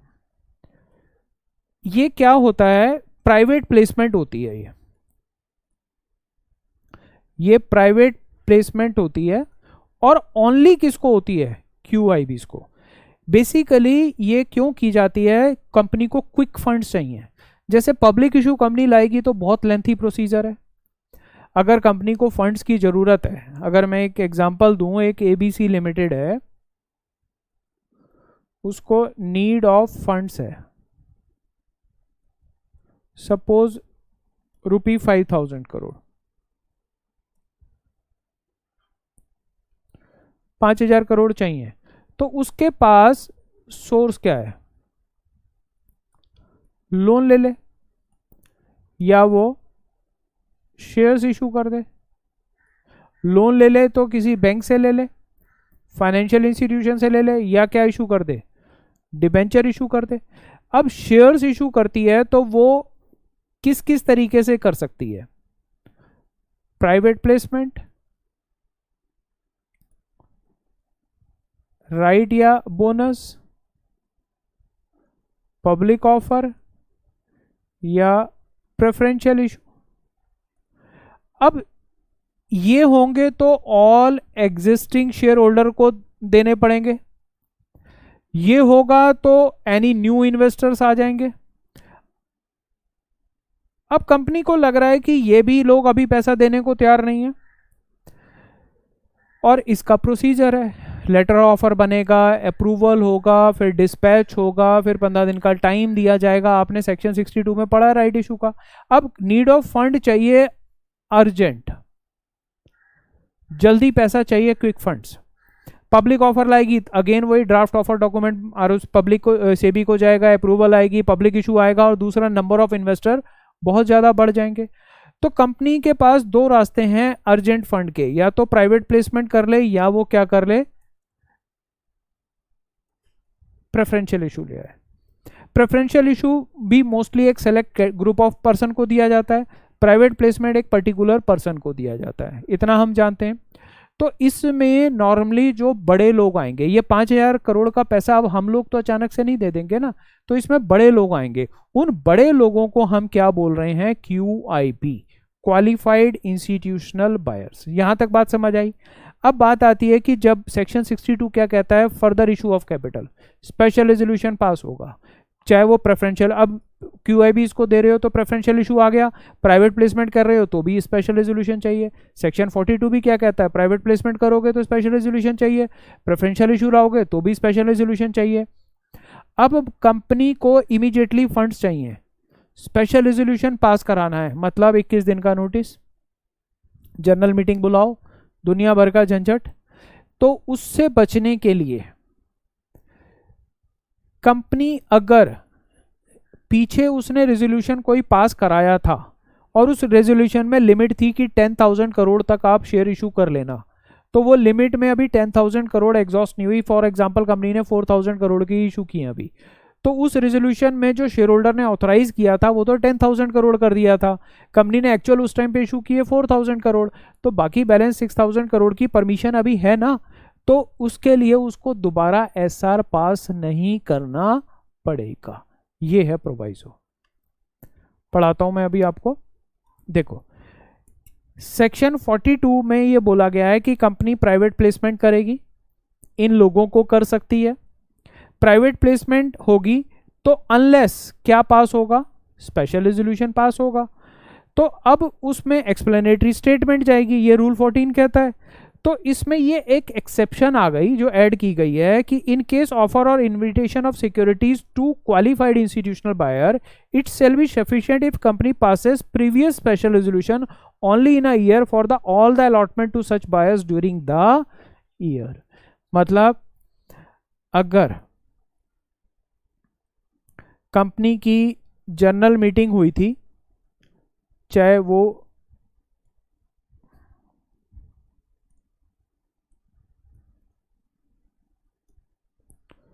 AGM थी या EGM थी, इस पर SR पास हुआ था, मतलब शेयर होल्डर ने अप्रूवल दी थी, ऑथराइज्ड कंपनी या board of director to issue, और ये जनरल मीटिंग मैं आपको बता दूं SR पास हुआ था, डेट थी इसकी suppose 1 June 2020, authorize to issue securities up to ₹10,000 crore, ये इशू हो गया था टू QIB, ये भी था। अब कंपनी ने क्या किया, इस डेट के बाद 1 जुलाई 2020 को इशू कर दिए QIB को ₹2,000 करोड़ के शेयर्स इशू किए। फिर 1 जनवरी 21 को 2,000 करोड़ के और कर दिए। अब इस 10,000 में से कितना यूज हो गया, 4,000 यूज हो गया। बैलेंस अब कंपनी को 1 अप्रैल 21 को और करने हैं, तो बैलेंस 6,000 करोड़ का पड़ा है अभी। तो अगर कंपनी ने पहले से SR पास कराया हुआ था तो उसको हर बार SR पास नहीं कराना पड़ेगा। ये एक एक्सेप्शन आ गई है, वो भी किसको, अगर वो QIBs को प्राइवेट प्लेसमेंट हो रही है, अगर किसी और को करती है तो पूछना पड़ेगा। सिर्फ ये प्रोवाइजो किसको अलाउ कर रहा है कि without passing special resolution again only private placement to QIB। Examiner यहां पे घुमा देंगे कि प्राइवेट प्लेसमेंट करनी है मिस्टर ABC को, तो वो प्रीवियस अप्रूवल में अगर बैलेंस है, लिमिट अभी है तो क्या हो सकता है, नो, हर प्राइवेट प्लेसमेंट पे एसआर चाहिए एक्सेप्ट क्यूआईबीज, और वो भी अगर हमने पहले इन अ ईयर, उसकी वैलिडिटी कितनी है, 1 साल। दो चीजें यहां पर निकल कर आ रही हैं। अगर मैं अब ये बोलूं section 42 plus rule 14,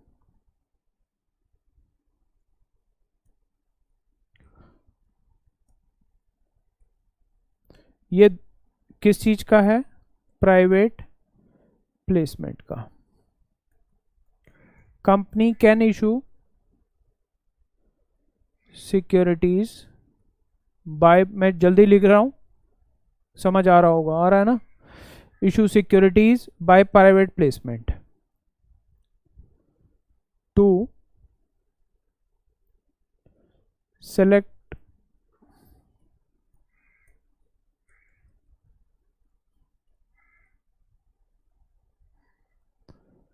selective people directly, but SR to be passed, ये लिखा गया। तो एक एग्जेम्पशन है या एक्सेप्शन है, if private placement to QIB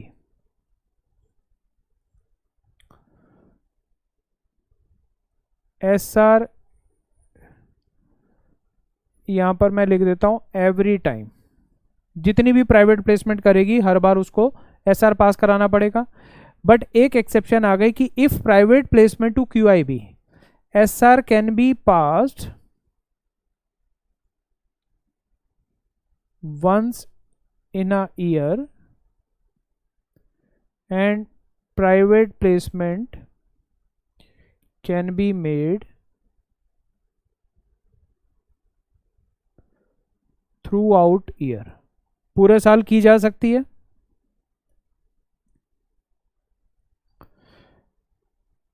तो नो नीड टू पास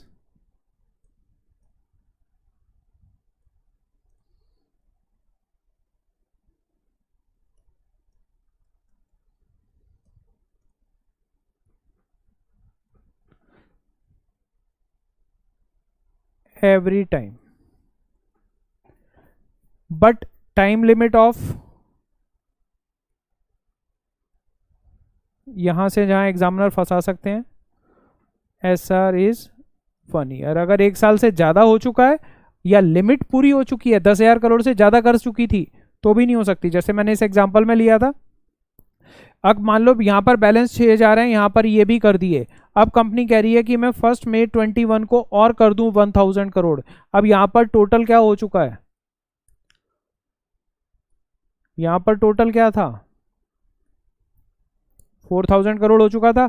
अब 6000 और कर दिए तो यहां पर अब 1000 न्यू होंगे, तो टोटल क्या हो जाएगा 11000, और अलाउड कितना था 10000। तो कंपनी नहीं कर सकती, इवन अभी 1 साल पड़ा है, यहां पर 1 साल लैप्स नहीं हुआ। आप दोनों तरफ से क्वेश्चन को ध्यान से पढ़ना कि 1 साल पूरा हो रहा है या अमाउंट की लिमिट पूरी हो रही है, विच एवर इज अर्लियर हो जाएगा अगर हम इसको अपनी तरह से इंटरप्रेट करें तो।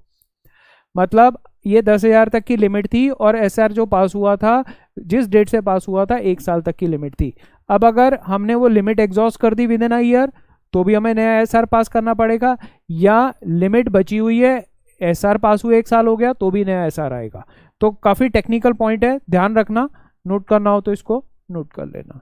ठीक है जी, आते हैं अगली अमेंडमेंट पर। अब डिपॉजिट्स, ये अमेंडमेंट इनडायरेक्टली देखना, मैंने यहां पर आपको लास्ट दिसंबर वाली में स्वेट इक्विटी शेयर में कराई थी। देखो दिसंबर में आपने ये अमेंडमेंट की थी। स्वेट इक्विटी शेयर्स में हमने ये देखा था कि अगर स्टार्टअप कंपनी है तो उसकी लिमिट्स में कुछ चेंज आई थी। ये अभी मैं दिसंबर वाली अमेंडमेंट बता रहा हूं, सेक्शन 54 की। अभी मैं डिपॉजिट पर नहीं आया। तो स्टार्टअप कंपनी की जो डिपार्टमेंट है, जो गवर्न करता है स्टार्टअप कंपनी को, वो डिपार्टमेंट ऑफ प्रमोशन और industrial and internal trade new नाम हो गया था। पुराना नाम था department of industrial policy and promotion, अब हो गया था इंडस्ट्री एंड इंटरनल ट्रेड। दूसरा, startup company sweat equity share की लिमिट 50% तक थी, वैसे दूसरी कंपनियों की 25 है, 50 तक थी, और वो भी 5 ईयर्स पहले थी, जिसको डिलीट करके कितना कर दिया गया था, 10 ईयर। याद आया कि स्वेट इक्विटी शेयर्स में हमने लिमिट की थी कि स्टार्टअप कंपनी 5 साल तक 50% तक कर सकती है, तो उसको 5 साल को चेंज करके 10 साल किया गया था और उसका डिपार्टमेंट चेंज किया गया था। बट यही केस डिपॉजिट में भी आता है।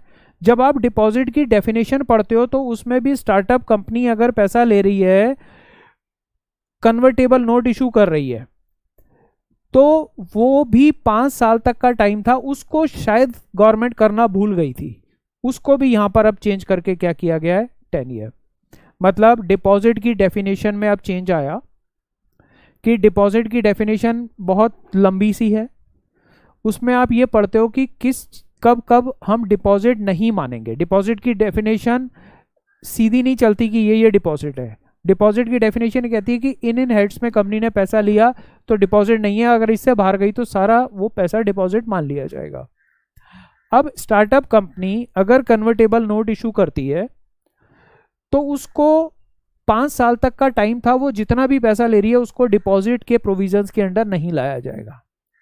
अब अमेंडमेंट वही हुई, 5 साल के टाइम को क्या कर दिया गया, 10 साल, और वही डिपार्टमेंट को चेंज करके नया डिपार्टमेंट डाल दिया गया। हो जाएगी जी, इसमें कोई टेक्निकलिटी नहीं है। कन्वर्टेबल नोट क्या थे कि जो भी डेट इंस्ट्रूमेंट है इक्विटी में कन्वर्ट हो रहा है। चलें आगे, हो जाएगा, ये छोटी सी डेफिनेशन है। सेक्शन 73 डिपॉजिट्स का ही, उसके रूल 3 में terms and condition for acceptance of deposit by companies है। इसमें क्या था कि जो भी सेक्शन 73 कहता है मेंबर से डिपॉजिट लेना है, याद आ गया। सेक्शन 73 किसका है, डिपॉजिट्स का। तो डिपॉजिट्स में सेक्शन 73 क्या कह रहा है, प्रोहिबिशन फ्रॉम पब्लिक। तो मतलब किससे ले सकते हो आप, पब्लिक से नहीं ले सकते, किससे ले सकते हो, मेंबर से। इतना याद आ गया। अब उसके बाद वो रूल 3 में लिमिट थी कि कितने तक आप ले सकते हो। तो रूल 3 में लिमिट आती है कि 35% of paid up free reserve security premium से ज्यादा तक आप नहीं ले सकते डिपॉजिट, ये भी क्लियर।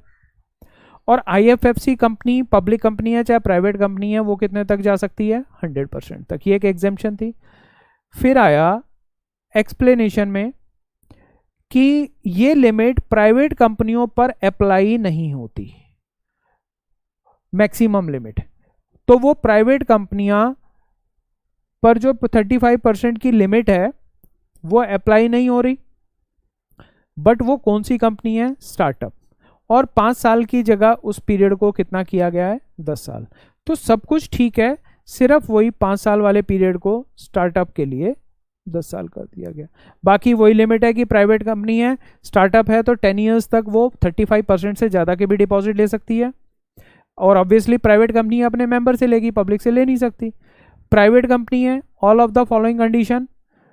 प्राइवेट कंपनी की कंडीशन थी कि वो एसोसिएट और सब्सिडी नहीं है किसी और कंपनी की, उसने लोन अपनी कैपिटल के डबल या 50 crore which ever is less तक नहीं ले रखे, और उसने कोई डिफॉल्ट नहीं किया। इसमें कोई चेंज नहीं है, सिर्फ प्राइवेट कंपनी अगर स्टार्टअप है तो वो 5 साल तक पहले टाइम था जो बढ़कर 10 साल हो गया, और वो 35% की लिमिट को क्रॉस कर सकती है। तो सिर्फ बेसिकली ये रेड कलर वाली अमेंडमेंट है, 5 ईयर को आपको 10 ईयर करना है। चलें जी आगे। सेक्शन 92 एनुअल रिटर्न का है, बहुत छोटी सी अमेंडमेंट है। एनुअल रिटर्न के साथ बोर्ड रिपोर्ट अटैच होती है। तो रूल 12 में यह आया, एक प्रोवाइजो डाला गया है कि बोर्ड रिपोर्ट अटैच करने की जरूरत नहीं है। सेक्शन 92 याद कर लो, एनुअल रिटर्न है, हर कंपनी की बनती है, याद आ गया। एनुअल रिपोर्ट और एनुअल रिटर्न दोनों में फर्क है। एनुअल रिपोर्ट है सेक्शन 122 में, जो लिस्टेड कंपनी की होती है, एजीएम की जाती है। यहां पर मैं बात कर रहा हूं एनुअल रिटर्न। एनुअल रिटर्न है कि हर साल हर कंपनी अपने बारे में आरओसी को बताती है कि हमने लास्ट ईयर में कितने, कौन हमारे शेयर होल्डर हैं, कितने डायरेक्टर हैं, क्या क्या चेंजेस हुए, कितने हमने लोन लिए, क्या हमारे ऑडिटर्स हैं, कौन सेक्रेटेरियल ऑडिटर है, सबकी डिटेल जाती है। और अगर यही 2 साल तक ना जाए तो आरओसी इसको डोरमेंट कंपनी में डाल देते हैं। 3 साल तक हो गया तो और एक्शन आ जाते हैं। याद आ रहा है कि एनुअल रिटर्न फाइल ना करने के कितनी जगह पर नाम आता है कि कंपनी के ऊपर पेनल्टीज हैं या एक्शन हो सकते हैं, वो डिफॉल्ट में कंपनी आ जाती है अगर एनुअल रिटर्न फाइल नहीं कर रही।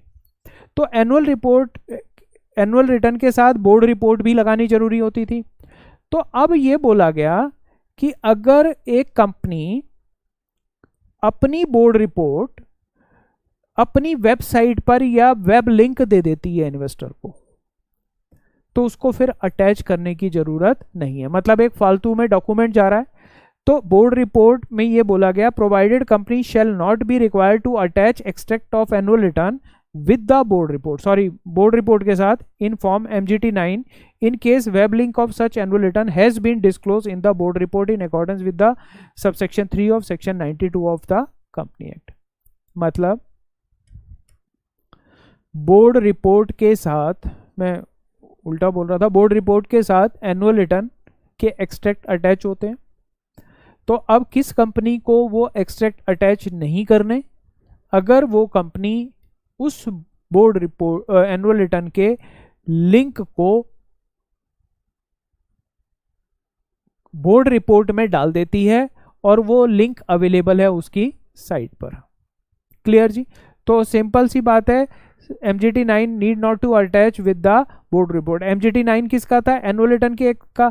तो एनुअल रिटर्न के एक्सट्रैक्ट को बोर्ड रिपोर्ट के साथ नहीं लगाना अगर आप ये वेब लिंक दे रहे हो तो। चलें आगे। सेक्शन 135 कॉर्पोरेट सोशल रिस्पॉन्सिबिलिटी क्या है जी? देखो, CSR में थोड़ा सा चेंज आया और दोबारा फिर जनवरी में चेंज आ गया जो दिसंबर वालों के लिए एप्लीकेबल हो जाएगा। तो बट अभी तो अब हम जून वालों के लिए कर रहे हैं, हालांकि इसमें भी चेंज आ चुका है, बट अभी जून के लिए तो यही एप्लीकेबल है।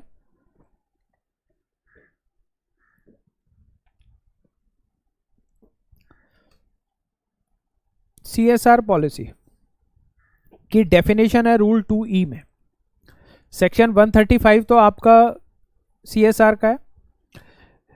CSR के जो रूल्स हैं उसके रूल 2E में CSR पॉलिसी की डेफिनेशन है। उसमें कुछ न्यू एडिशन किया गया है। साथ में क्या किया गया है? प्रोवाइडेड दैट, देखो CSR पॉलिसी कहता था activity to be taken by company in area और subject specified in schedule 7, expenditure thereon excluding activity undertaken in pursuant to normal course of business. हम ये देखते थे कि जब हम CSR के लिए कंपनी जो अपने फंड, जो भी कंपनी के ऊपर CSR के प्रोविजन अप्लाई हो जाते हैं, वो पैसा निकालेगी। सबसे पहले तो वो एक बोर्ड कमेटी बनाएगी, CSR कमेटी, सेक्शन 135 बोलता था। फिर कमेटी वो पॉलिसी बनाएगी, वो खर्चा कहाँ करना है, वो डोनेशन या CSR का एक्सपेंडिचर कहाँ होगा, वो शेड्यूल 7 में दिया हुआ है।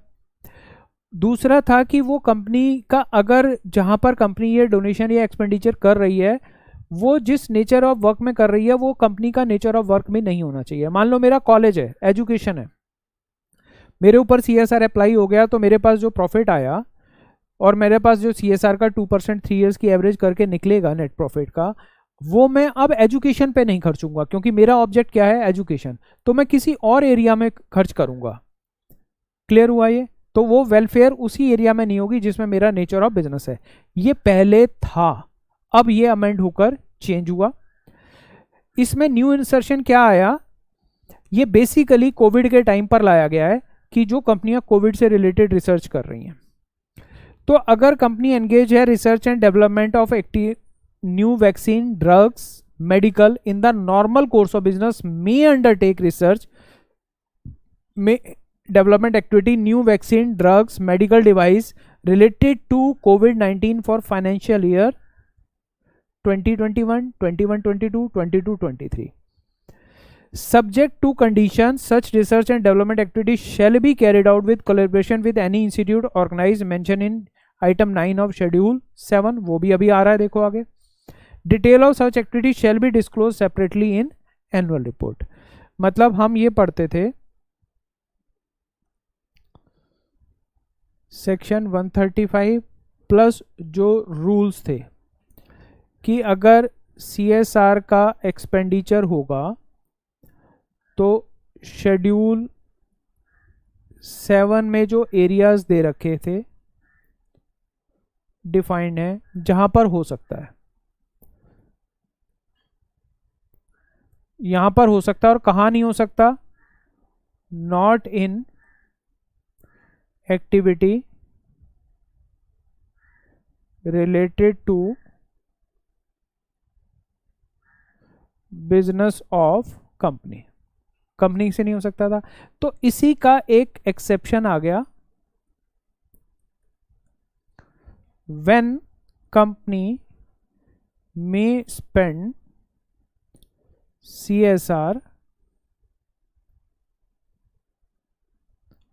amount even in his business activities area। तो पहला कंडीशन क्या है, फर्स्ट कंडीशन क्या है, R&D हो रही है रिलेटिंग टू कोविड-19, कोई और नहीं, कोविड-18 17 भी एग्जामिनर डाल सकते हैं, कोविड-19 से रिलेटेड R&D हो रही है, कोई इंस्ट्रूमेंट बन रहा है, डिवाइस बन रही है, कोई इंजेक्शन बन रहा है, दवाई बन रही है, R&D कर रही है विथ इंस्टीट्यूशन स्पेसिफाइड, अब इसका एग्जांपल देता हूं सब क्लियर हो जाएगा, तो वो अलाउड है। सेकंड कंडीशन है फॉर ईयर, कितने कितने हैं, 3 इयर्स, गवर्नमेंट आगे एक्सटेंड करे तो करे, 2021 21 22 अभी चल रहा है और 20 जो हालात चल रहे हैं वो लग रहा है कि भैया अभी तो फाइट और चलेगी, हो सकता है गवर्नमेंट इसको आगे एक्सटेंड कर दे।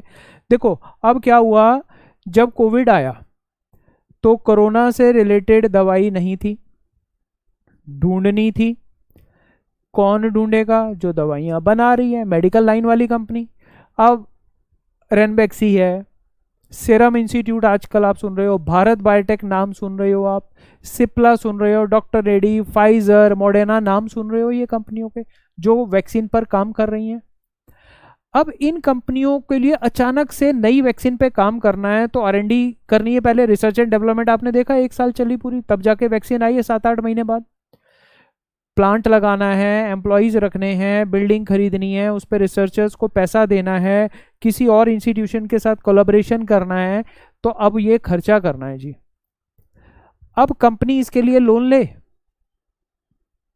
कंपनी ने कहा मैं तो नहीं लेती जी, ऐसे तो सारी कंपनियां कहेंगी हम क्यों करें अचानक। गवर्नमेंट ऑफ इंडिया कहती है कि चलो मेरे से डोनेशन ले लो, तो गवर्नमेंट के पास पैसा नहीं है, वो वैसे ही लॉकडाउन में इतना पैसा दे चुकी थी, तो गवर्नमेंट ने कहा कि तुम्हारे पास CSR का पैसा पड़ा है ना, वो तुमने डोनेट ही तो करना था, तो अपने आप को डोनेट कर लो, कोई बात नहीं, अपने एरिया ऑफ एक्टिविटीज में काम कर लो, बट प्रोवाइडेड वो कोविड-19 से रिलेटेड वर्क होना चाहिए। तो आप अपने काम पर खर्चा कर लो और जो CSR की आपने डोनेशन करनी थी वो आप अपने आप पर ही कर लो। ये है क्रक्स सारा इस प्रोवाइजो का। पढ़ें दोबारा।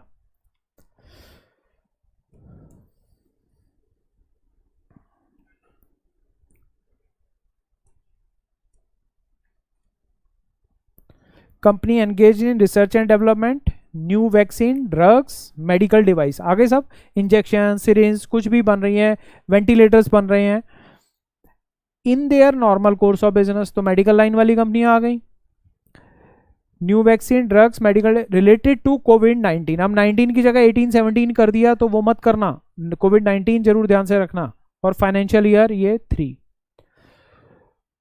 ये जो होगा कोलैबोरेशन किसके साथ होगी, जो इंस्टीट्यूट और ऑर्गेनाइजेशन मेंशन है शेड्यूल 7 में, और इसमें भी अमेंडमेंट आई है अभी कराऊंगा, और ये एक्टिविटी एनुअल रिपोर्ट में कंपनी डिस्क्लोज करेगी। क्लियर हुआ जी।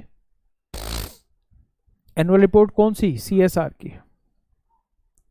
चलें आगे। अब आया शेड्यूल 7। शेड्यूल 7 में जो यहाँ पर बोला गया था ना क्लॉज 9, वो देखो यहाँ पर आ गई। ये बोला गया था ना कोलैबोरेशन किससे करेंगे, वो आ गई। तो इसमें following item entries shall be substituted, इनको चेंज किया गया कि कंट्रीब्यूशंस कहाँ कहाँ अब दिए जा सकते हैं, किस किस के साथ कोलैबोरेशन किया जा सकता है। Incubators, research and development of science, technology, engineering and medicine. Incubators कौन होते हैं भाई, जो एक तरह के कंसल्टेंट भी होते हैं, इन्वेस्टर भी होते हैं, हाई नेटवर्थ इन्वेस्टर होते हैं, कंसल्टेंट एडवाइजर भी होते हैं, जो new area, startups, new development, new inventions को प्रमोट करने के लिए हेल्प करते हैं, न्यू बिजनेसमैन को, एंटरप्रेन्योर्स को हेल्प करते हैं। तो ये कोविड-19 की वैक्सीन भी तो एक तरह की नई इन्वेंशन थी, तो उनके साथ मिलकर काम किया जा सकता है। पैसा कौन दे रही है, central government, state government, public sector undertaking, या कोई भी जो कंट्रीब्यूशन आ रहा है वो भी दे रहे हैं और कंपनी भी दे रही है। आप मतलब आप ये CSR का पैसा खुद नहीं खर्च रहे तो इन लोगों को भी दे सकते हो। Second, public funded universities, Indian institute of technology, national laboratories, autonomous bodies, department of biotechnology, department of science, department of pharmaceuticals. अब मान लो डॉक्टर रेड्डी है, वो कह रही है मेरे से वैक्सीन नहीं बन रही, मेरे पास CSR का पैसा पड़ा है, तो मैं किसी दूसरी मेडिकल कंपनी को दे दूं, तो सेम बिजनेस की एक्टिविटी हो गई, नहीं दे सकती थी कंपनी। बट यहां पर अब वो इन लोगों को पैसा दे सकती है या इनके साथ एसोसिएट होकर उस पैसे को खर्च करके रिसर्च कर सकती है। Ministry of Ayurveda, yoga, naturopathy, यूनानी सिद्धा, होम्योपैथी, देखो कितना वाइड किया गया इसको, ये पहले वर्ड नहीं थे। Ministry of electronic and information technology, Indian council of agriculture research, Indian council of medical research, और ये जो पहला था इसको सारे को काट दिया गया, ये सारा काट कर रीस्ट्रक्चर किया गया, सब्स्टिट्यूट कर दिया गया है इसके साथ।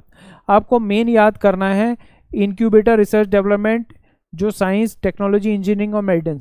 अब इंजीनियरिंग क्यों आ रही है, वेंटिलेटर्स इंजीनियरिंग का काम है, ऑक्सीजन सिलेंडर इंजीनियरिंग का काम है, उसमें दवाई भरी जा रही हैं वो मेडिसिन हैं, तो ये सब मिलकर काम कर रहे हैं। बट वो इंक्यूबेटर कौन होने चाहिए, जिनको पैसा कौन दे रही है, गवर्नमेंट से ऑथराइज्ड है वो, या state government, public sector undertaking की कोई सब्सिडरी है।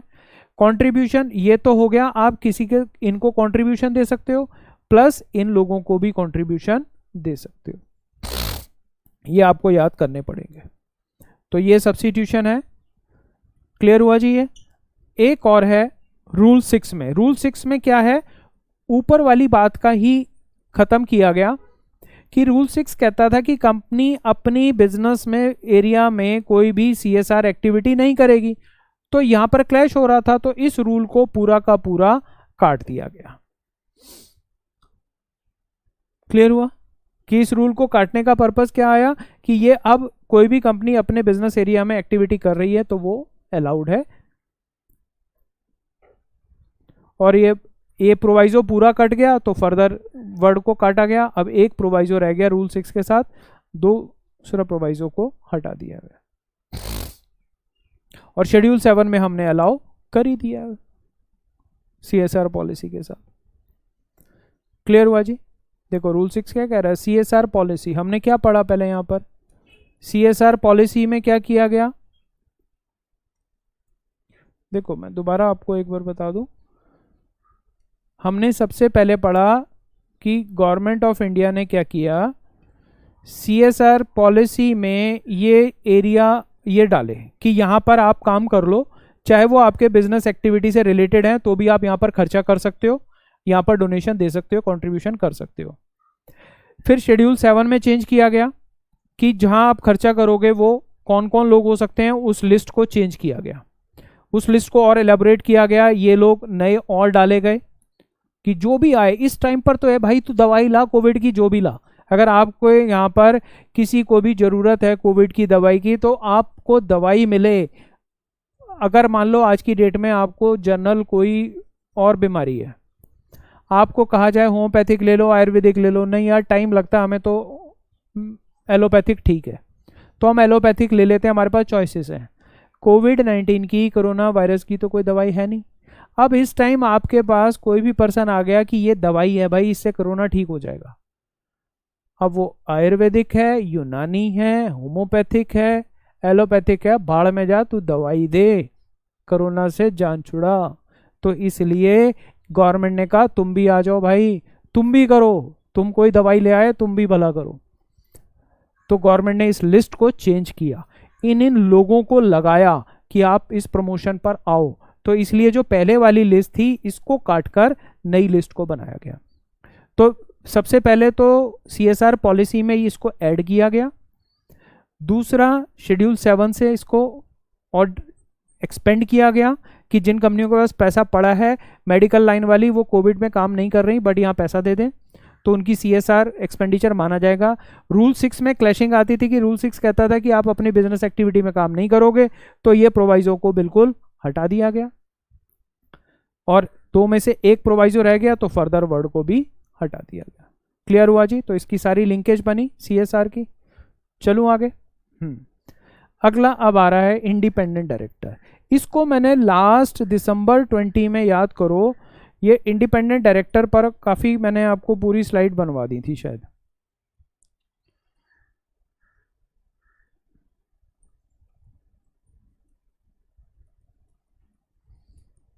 ये देखो, इसके पूरे नोट्स आपके पास बने हुए हैं।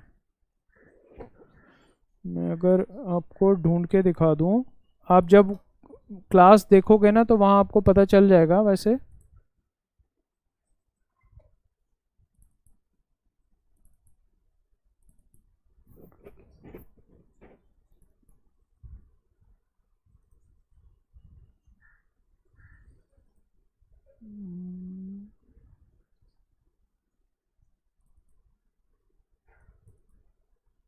चलो, वो स्लाइड है नहीं, आप वीडियो में देख लेना। मैंने इसकी पूरी बनाई थी कि ये नया रूल आया था, रूल 6। मैं आपको बैकग्राउंड से ले जाता हूँ कि आप इंडिपेंडेंट डायरेक्टर का सेक्शन पढ़ते हो कि किन किन कंपनियों को इंडिपेंडेंट रखना जरूरी है। ये आप पढ़ते हो कि एवरी लिस्टेड कंपनी और every unlisted public with paid up PTL 10, 100 और 50। ये भी पढ़ते हो आप कि एक लिमिट से ज़्यादा हो गया तो आपको इंडिपेंडेंट डायरेक्टर अपॉइंट करने हैं। 1/3 या मिनिमम 2, ये सब वही का वही है, कोई चेंज नहीं है। अब बात आई कि जो इंडिपेंडेंट डायरेक्टर कंपनी में आ रहा है, हमने ये समझा कि वो कंपनी वालों से कोई रिश्तेदार नहीं होना चाहिए, प्रमोटर का नहीं होना चाहिए, डायरेक्टर का नहीं होना चाहिए, KMP से रिलेटेड पर्सन नहीं होना चाहिए। अब कंपनी जिस इंडिपेंडेंट डायरेक्टर को अपॉइंट कर रही है, बोर्ड मीटिंग में वो बैठा है, उसके पास नॉलेज भी तो होनी चाहिए, उसको फीस तो देनी पड़ेगी, रेम्युनरेशन तो देना पड़ेगा। तो क्या उसको उस कंपनी के बारे में पता होना चाहिए कि नहीं? कंपनियों को प्रॉब्लम क्या आ रही थी कि इंडिपेंडेंट रखने के लिए तो गवर्नमेंट ने ज़बरदस्ती कर दी कि आप पब्लिक लिस्टेड कंपनी है, आपको इंडिपेंडेंट डायरेक्टर रखना है ताकि आपके ऊपर वॉच रखी जाए। इंडिपेंडेंट डायरेक्टर का मतलब हम क्या समझते हैं? They are watch dog on company. अब वो लोग वॉच तो रख रहे हैं बट जिस कंपनी में बैठे हैं उस कंपनी के बिजनेस के नेचर को ही नहीं जानते, उनके पास एक्सपीरियंस ही नहीं है। तो क्या सिर्फ कंपनियां तनख्वाह देती रहें? दूसरा, वो क्या डिटेक्ट कर पाएंगे, वॉचडॉग क्या बन पाएंगे जब उनको कंपनी के बिजनेस का ही नहीं मालूम, उनको टर्म्स का ही नहीं मालूम। अब मान लो एक IT कंपनी है, इन्फोसिस, TCS, वहां पर डायरेक्टर बैठा बोर्ड मीटिंग में, वहां पर IT की बात हो रही है और डायरेक्टर है आर्ट्स और कॉमर्स वाला, हम जैसा। हम तो यही देख रहे होंगे क्या हो रहा है IT में, कंप्यूटर लैंग्वेज, कंप्यूटर प्रोग्राम की बातें हो रही हैं। एक बंदा पहुंच गया डॉक्टर रेड्डी, रेनबैक्सी में, सिप्ला में, सन फार्मा में, वहाँ पे बैठा है और वो कॉमर्स या आर्ट बैकग्राउंड का है, वहाँ पर बात हो रही है मेडिकल टर्म्स की, क्या समझ आएगी उस बंदे को? तो ये कंपनियां परेशान हो रही थी कि गवर्नमेंट ने इंडिपेंडेंट डायरेक्टर तो कंपलसरी करवा दी है बट इनको नॉलेज तो हो और कंपनी को पता तो हो कि ये मेरे लायक है या नहीं है। इसके लिए रूल 6 लाया गया था कि जो जो इंडिपेंडेंट डायरेक्टर बनना चाहते हैं ना, पहले इनका टेस्ट लो कि इनमें अकल है या नहीं, सिर्फ डायरेक्टर बनने के लिए आ गए। तो इनको आप, ये रूल 6 में बोला गया था कि आप का एक डाटा बैंक बनेगा। सेक्शन 50 याद करो, data bank of independent director है कि कंपनी वहां अप्रोच कर सकती है। वो डाटा बैंक होगा तो उसके लिए उनका एक टेस्ट लिया जाएगा, उस टेस्ट में वो पास होते हैं तो ही वो एलिजिबल होंगे इंडिपेंडेंट डायरेक्टर बनने के लिए। एक MCQ टाइप क्वेश्चनेयर होंगे उनकी नॉलेज को चेक करने के लिए, और उस टेस्ट की पासिंग परसेंटेज होगी, ऑनलाइन टेस्ट होगा, गवर्नमेंट का अपॉइंटेड इंस्टीट्यूट होगा। ये सब हम बात कर चुके हैं।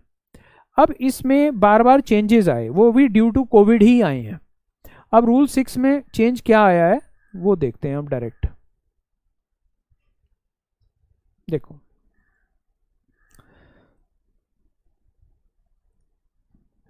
सेक्शन 150 सबसेक्शन 3 कहता है डाटा बैंक सबसेक्शन 1 में बनेगा और एज में बी प्रिस्क्राइब, तो प्रिस्क्राइब किस में कर दिया गया, रूल 6 में। तो जो भी पर्सन कंप्लायंस किसको करनी है, by a person who is willing to be appointed as independent director, जिसको इंडिपेंडेंट डायरेक्टर बनना है उसको आपको कुछ कंप्लायंस करनी है। पहला, जो पहले से अपॉइंटेड है उनको 10 महीने का टाइम दिया गया था कि आप ये कंप्लायंसेस करो, बट वो 10 मंथ को बढ़ाकर कितना कर दिया गया, 13 मंथ। दूसरा, एवरी इंडिविजुअल जिसका नाम डाटा बैंक में है उसको ये पास करना था प्रोफिशिएंसी सेल्फ असेसमेंट टेस्ट। ये था जब से ये रूल एप्लीकेबल हुए 1 ईयर, जिसको बढ़ाकर अब क्या कर दिया गया है, 2 ईयर। This is amendment. तो पहली अमेंडमेंट क्या आई कि जो भी पहले से लोग बैठे हैं, ये रूल जब एप्लीकेबल हुए तो उनको 10 मंथ का टाइम की जगह कितना कर दिया गया, 13 मंथ। उनको जो सेल्फ असेसमेंट टेस्ट देना था 1 ईयर का टाइम बढ़ाकर कितना कर दिया गया है, 2 ईयर्स। किसको टेस्ट नहीं देना, ये एक एग्जेम्पशन थी। तो इसमें किसको टेस्ट नहीं देना ये पूरी लिस्ट दी हुई है। ये तो वही की वही है कि किसको टेस्ट नहीं देना, कि अगर वो पहले से डायरेक्टर और केएमपी है किसी लिस्टेड पब्लिक कंपनी में, अनलिस्टेड पब्लिक में जिसकी पेड अप 10 करोड़ है, बॉडी कॉर्पोरेट लिस्टेड है जो फाइनेंशियल एक्शन टास्क फोर्स या मनी लॉन्ड्रिंग या आईओएसयू से अटैच्ड है, वो कंपनी इंडिया से बाहर की है अगर,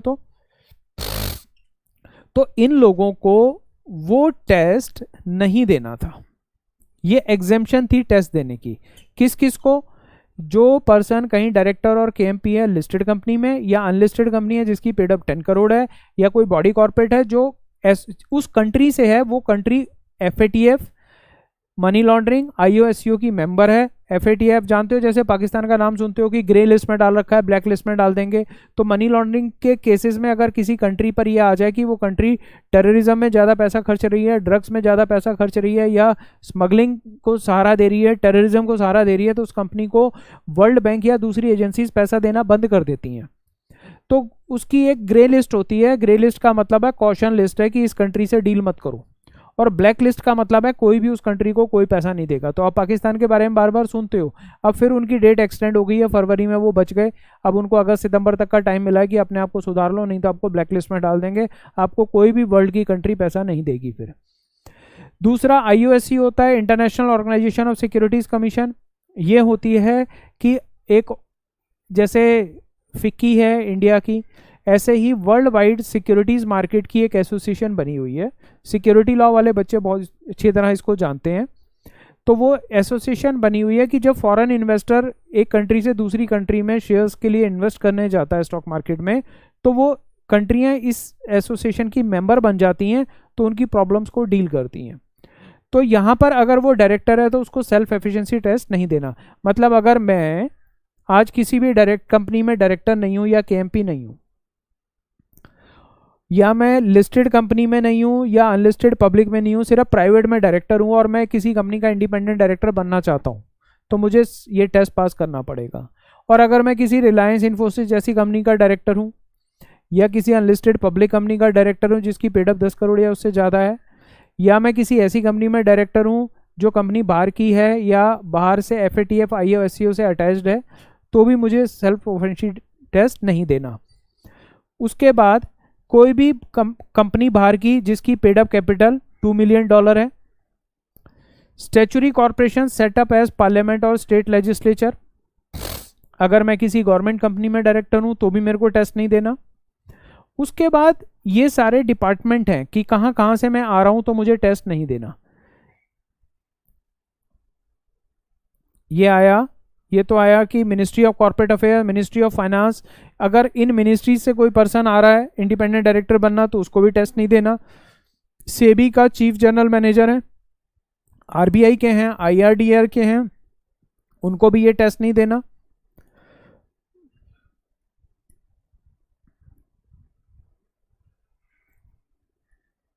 फिर यहां पर प्रोवाइडेड प्रोवाइजो दिया हुआ है, calculation of 3 year referred in the first proviso और any individual acting director KMP और 2 और more company same counted once. ये आप मेरे नोट्स आप देखोगे तो ये सारी डिटेल उसमें मिल जाएंगी आपको। क्लियर हुआ जी? मतलब अगर मैंने यहां पर इन जगहों पर 3 साल का टाइम बिताया है तो मुझे प्रोफिशिएंसी टेस्ट नहीं देना, और अगर टेस्ट देना है तो पासिंग नंबर कितने हैं, लोचा है यहाँ। जैसे आप भी पास होने के लिए 40 इंडिविजुअल सब्जेक्ट में चाहिए, 50 आपको एग्रीगेट चाहिए, तो इस टेस्ट के लिए गवर्नमेंट ऑफ इंडिया ने पहले कर दिया था 60%, जिसको कम करके किया है 50%। This is amendment. और ये सारा ऊपर का स्ट्रक्चर भी चेंज हुआ है और साथ में ये मेन चेंज हुआ है कि अब 60% नहीं चाहिए, पासिंग पर कितना आ गया, अब हमारे बराबर आ गया भैया, 50% वाला CACS बन सकता है, तो 50% पास कर ले इस टेस्ट में जो मार्क्स आएंगे। और इस टेस्ट में क्वेश्चन क्या होते होंगे, कंपनी लॉ से रिलेटेड, तो उनके पास नॉलेज होनी चाहिए। तो 50% पासिंग मार्क्स किया गया है। और जो ये पहले वाला स्ट्रक्चर था ये सारा चेंज होकर ये पहले ये सिर्फ 3 चीज़ें थी, उसमें ये और बढ़ा दी गई हैं। मैं नोट करवा देता हूं आपको, इसका अगर कंक्लूजन निकालूं तो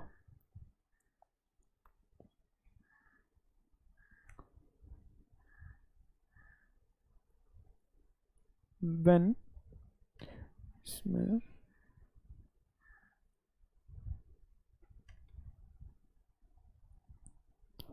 ऑनलाइन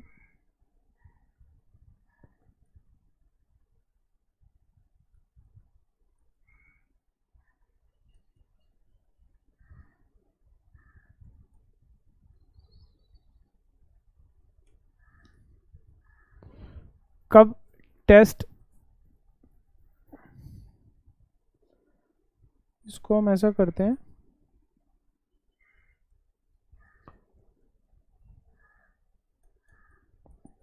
इसकी हेडिंग कर देते हैं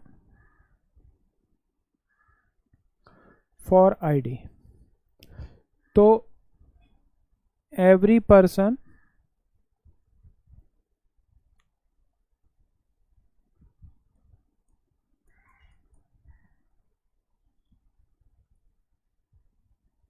desire to be appointed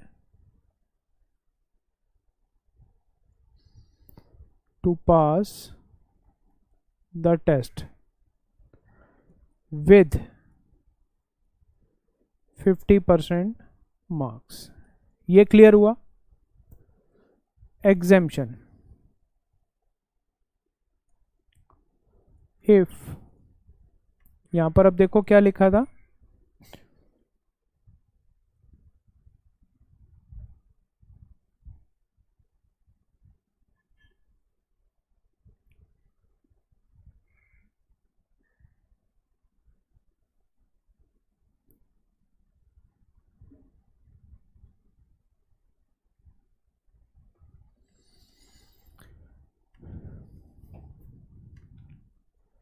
has served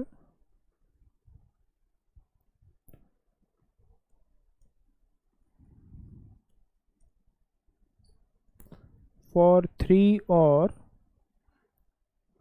more years in following। Number 1, as director और KMP, किस में था, listed company, unlisted public, 10 crore और मोर, पेड अप है जिसकी, बॉडी कॉरपोरेट, फ्रॉम कंट्री,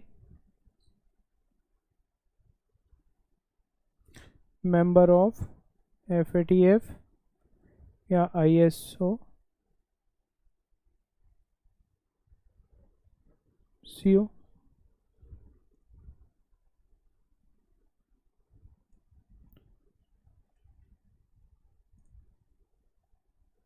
ये आया देखो। और उसके बाद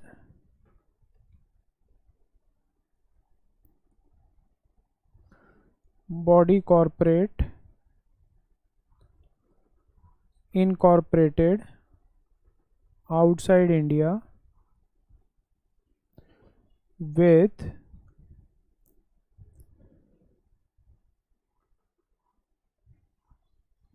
$2 million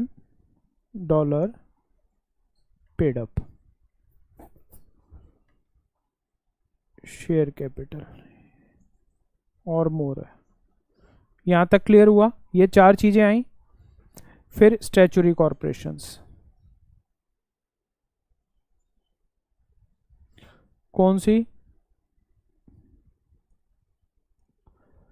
पार्लियामेंट वाली और स्टेट लेजिस्लेचर।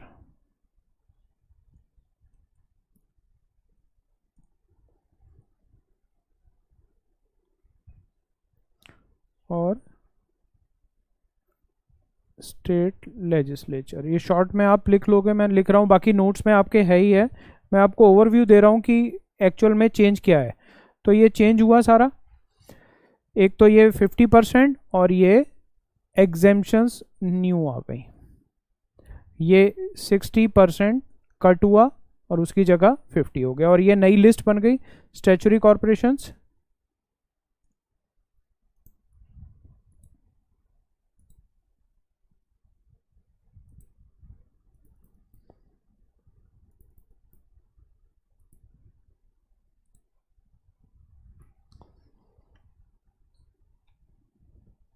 उसके बाद देखो डायरेक्टर और above, MCA, ministry of finance, ministry of commerce, ministry of heavy industry, public sector enterprises. और मैटर कौन से हैंडल कर रहा था? वो कॉर्पोरेट लॉ से रिलेटेड। तो इस लिस्ट को नीचे और लिखते हैं।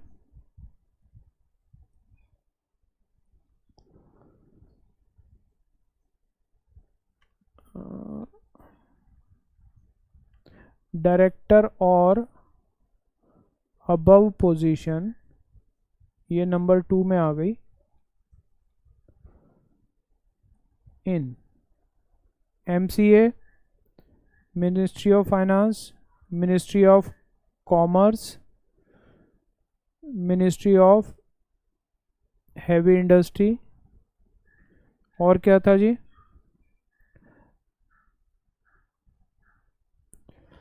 विद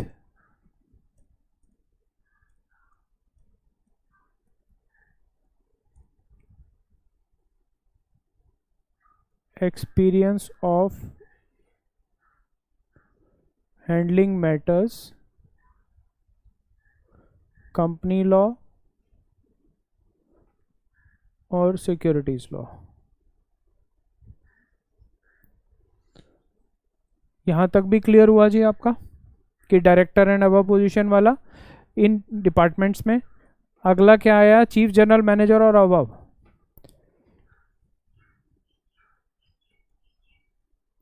ये नए आए हैं सब।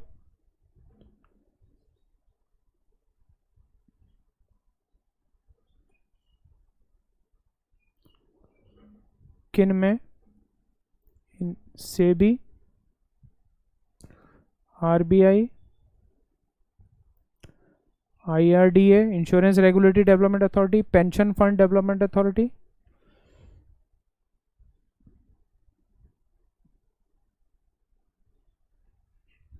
Pension funds with experience in company law, मैं शॉर्ट में लिख रहा हूं, या सिक्योरिटीज लॉ।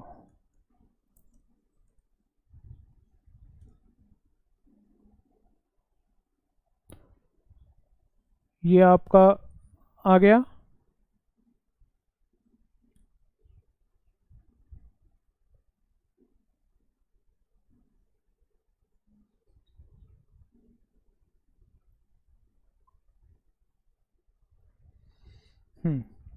उसके बाद ये बोला जा रहा है कि अगर दो कंपनियों में एट ए टाइम डायरेक्टर था, तो एक कंपनी में 1 साल था, एक में 2 साल था, तो वो क्या वो 2 साल काउंट हो जाएंगे? नहीं, एक ही साल काउंट होगा।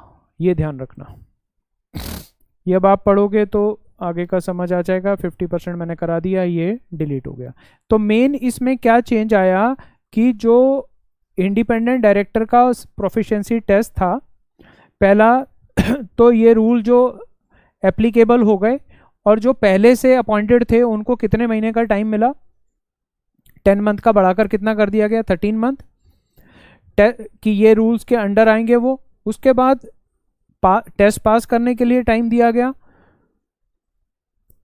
जो लोग पहले से डाटा बैंक में थे या अभी डाटा बैंक में आ रहे हैं तो टेस्ट पास कर लो, पहले 1 साल का टाइम था अब 2 साल हो गया।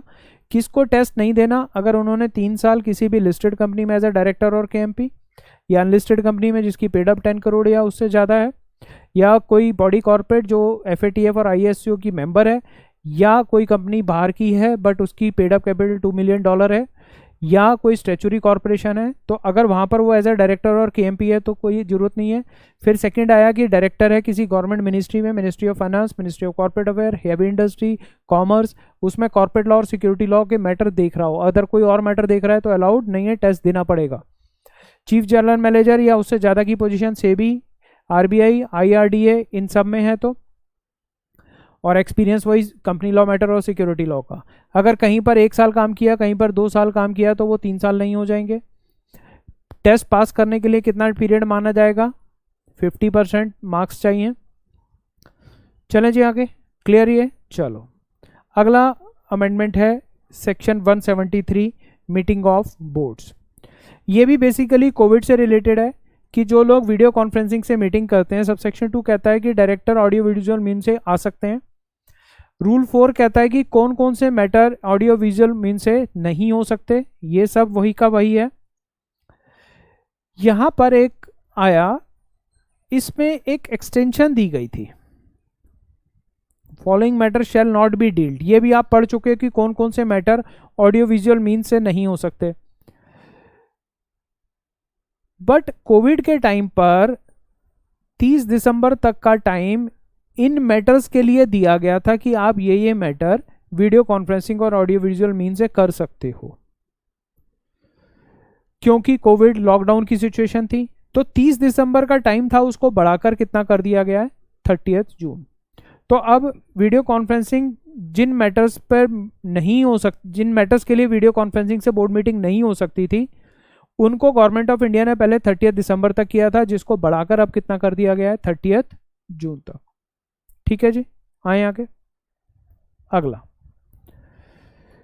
Purchase of minority share holding, ये मर्जर और अमलगामेशन से रिलेटेड है।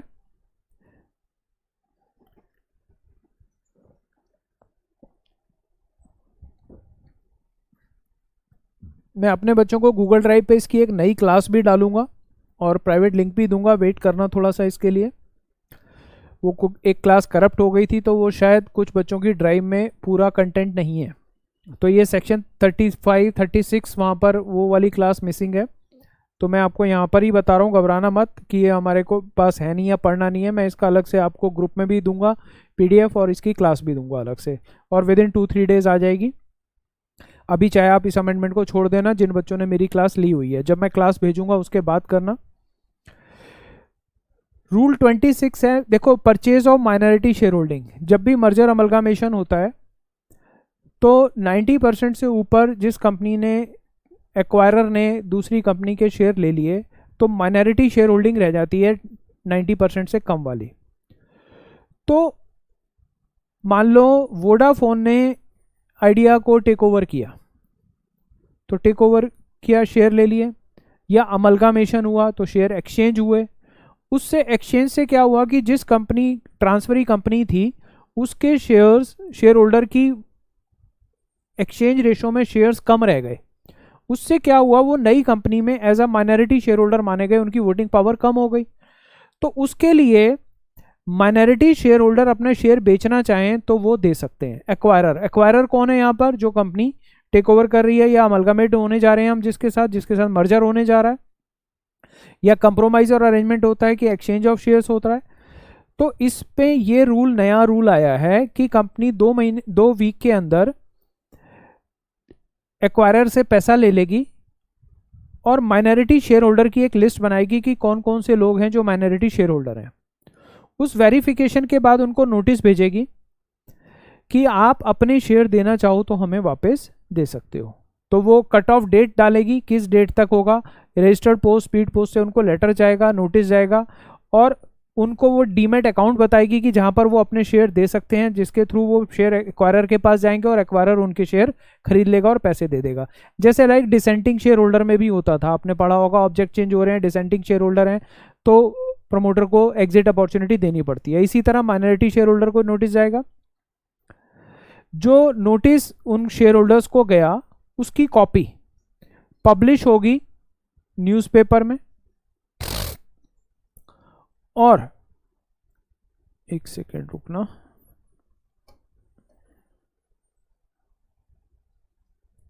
एक सेकेंड,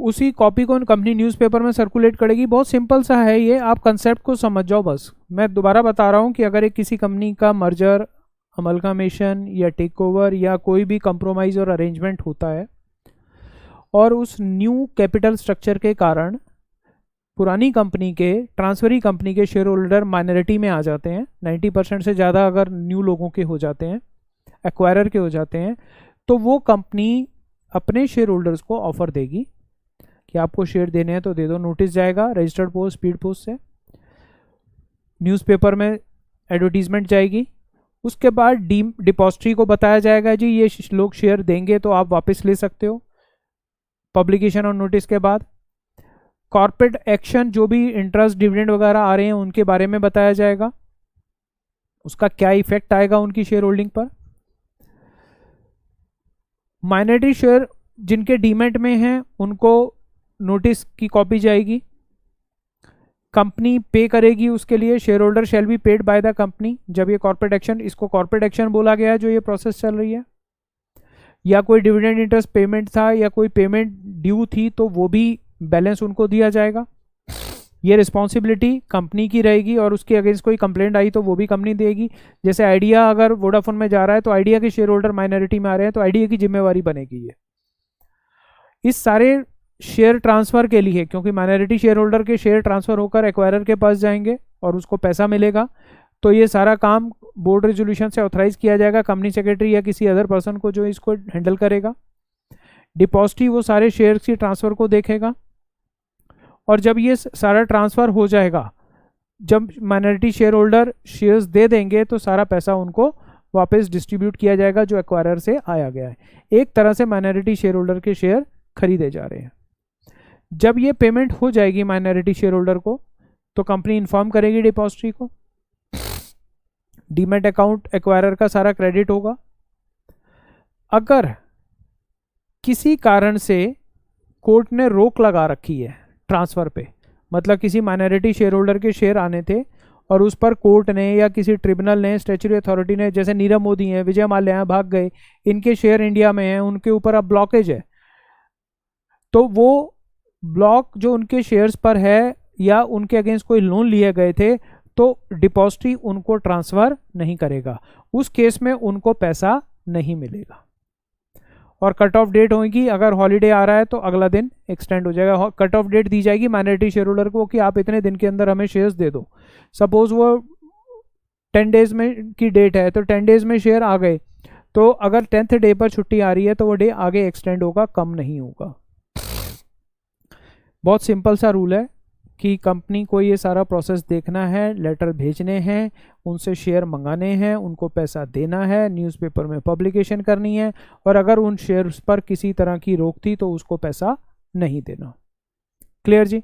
अब यहाँ तक के तो थे मेन सेक्शन जिनमें स्ट्रक्चरल चेंजेस थे या हमें समझने की ज़रूरत थी।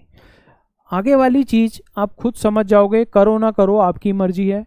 सारे ये पेनल्टीज हैं, जैसे सेक्शन 8 NPO, इसमें पेनल्टी चेंज हुई, ये पेनल्टी चेंज हो गई, इम्प्रिजनमेंट हट गई, 3 इयर्स की सिर्फ क्या रह गया, फाइन। मैंने बोला ना ईज ऑफ डूइंग बिजनेस में सारी पेनल्टीज को, मोस्टली पेनल्टीज में इम्प्रिजनमेंट हटाई गई है, फाइन्स रीस्ट्रक्चर किए गए हैं, जैसे 25 लाख और दोनों लग जाता था, जेल भी, अब सिर्फ 25 लाख तक का फाइन रहेगा और 25,000 फाइन आ गया, 25,000 से 25 लाख तक इम्प्रिजनमेंट को काट दिया गया।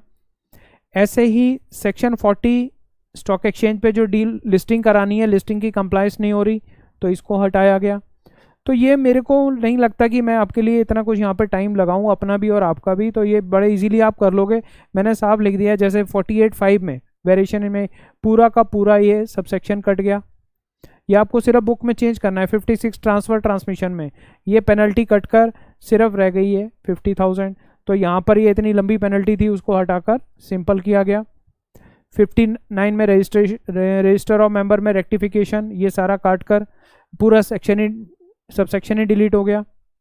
सेक्शन 64 में अल्ट्रेशन ऑफ शेयर कैपिटल का बारे में बात की गई, पेनल्टी को रिस्ट्रक्चर किया गया। तो ये सब पेनल्टीज़ मैंने यहाँ पर डाल दी हैं और पेनल्टी से रिलेटेड मैं नहीं कराऊंगा, ये अब आप खुद देख सकते हो, करना चाहो करो, नहीं करना चाहो तो भी कोई दिक्कत नहीं है।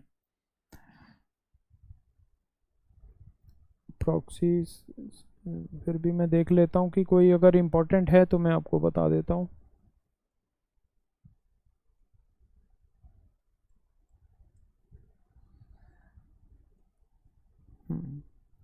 सब पेनल्टीज़ की हैं ये। अब आप इसको आपको सिर्फ अपनी बुक में करेक्ट करना है और चेक करना है, मुझे अभी इसको समझाने की ज़रूरत नहीं है। ठीक है जी, तो उम्मीद करता हूँ कि ये कोशिश अमेंडमेंट क्लास आपके काम आएगी और अब आप लग जाओ बहुत अच्छी तरह से। दिसंबर 20 में जो थी, मैं बार बार कह रहा हूँ, इनको भी कर लो।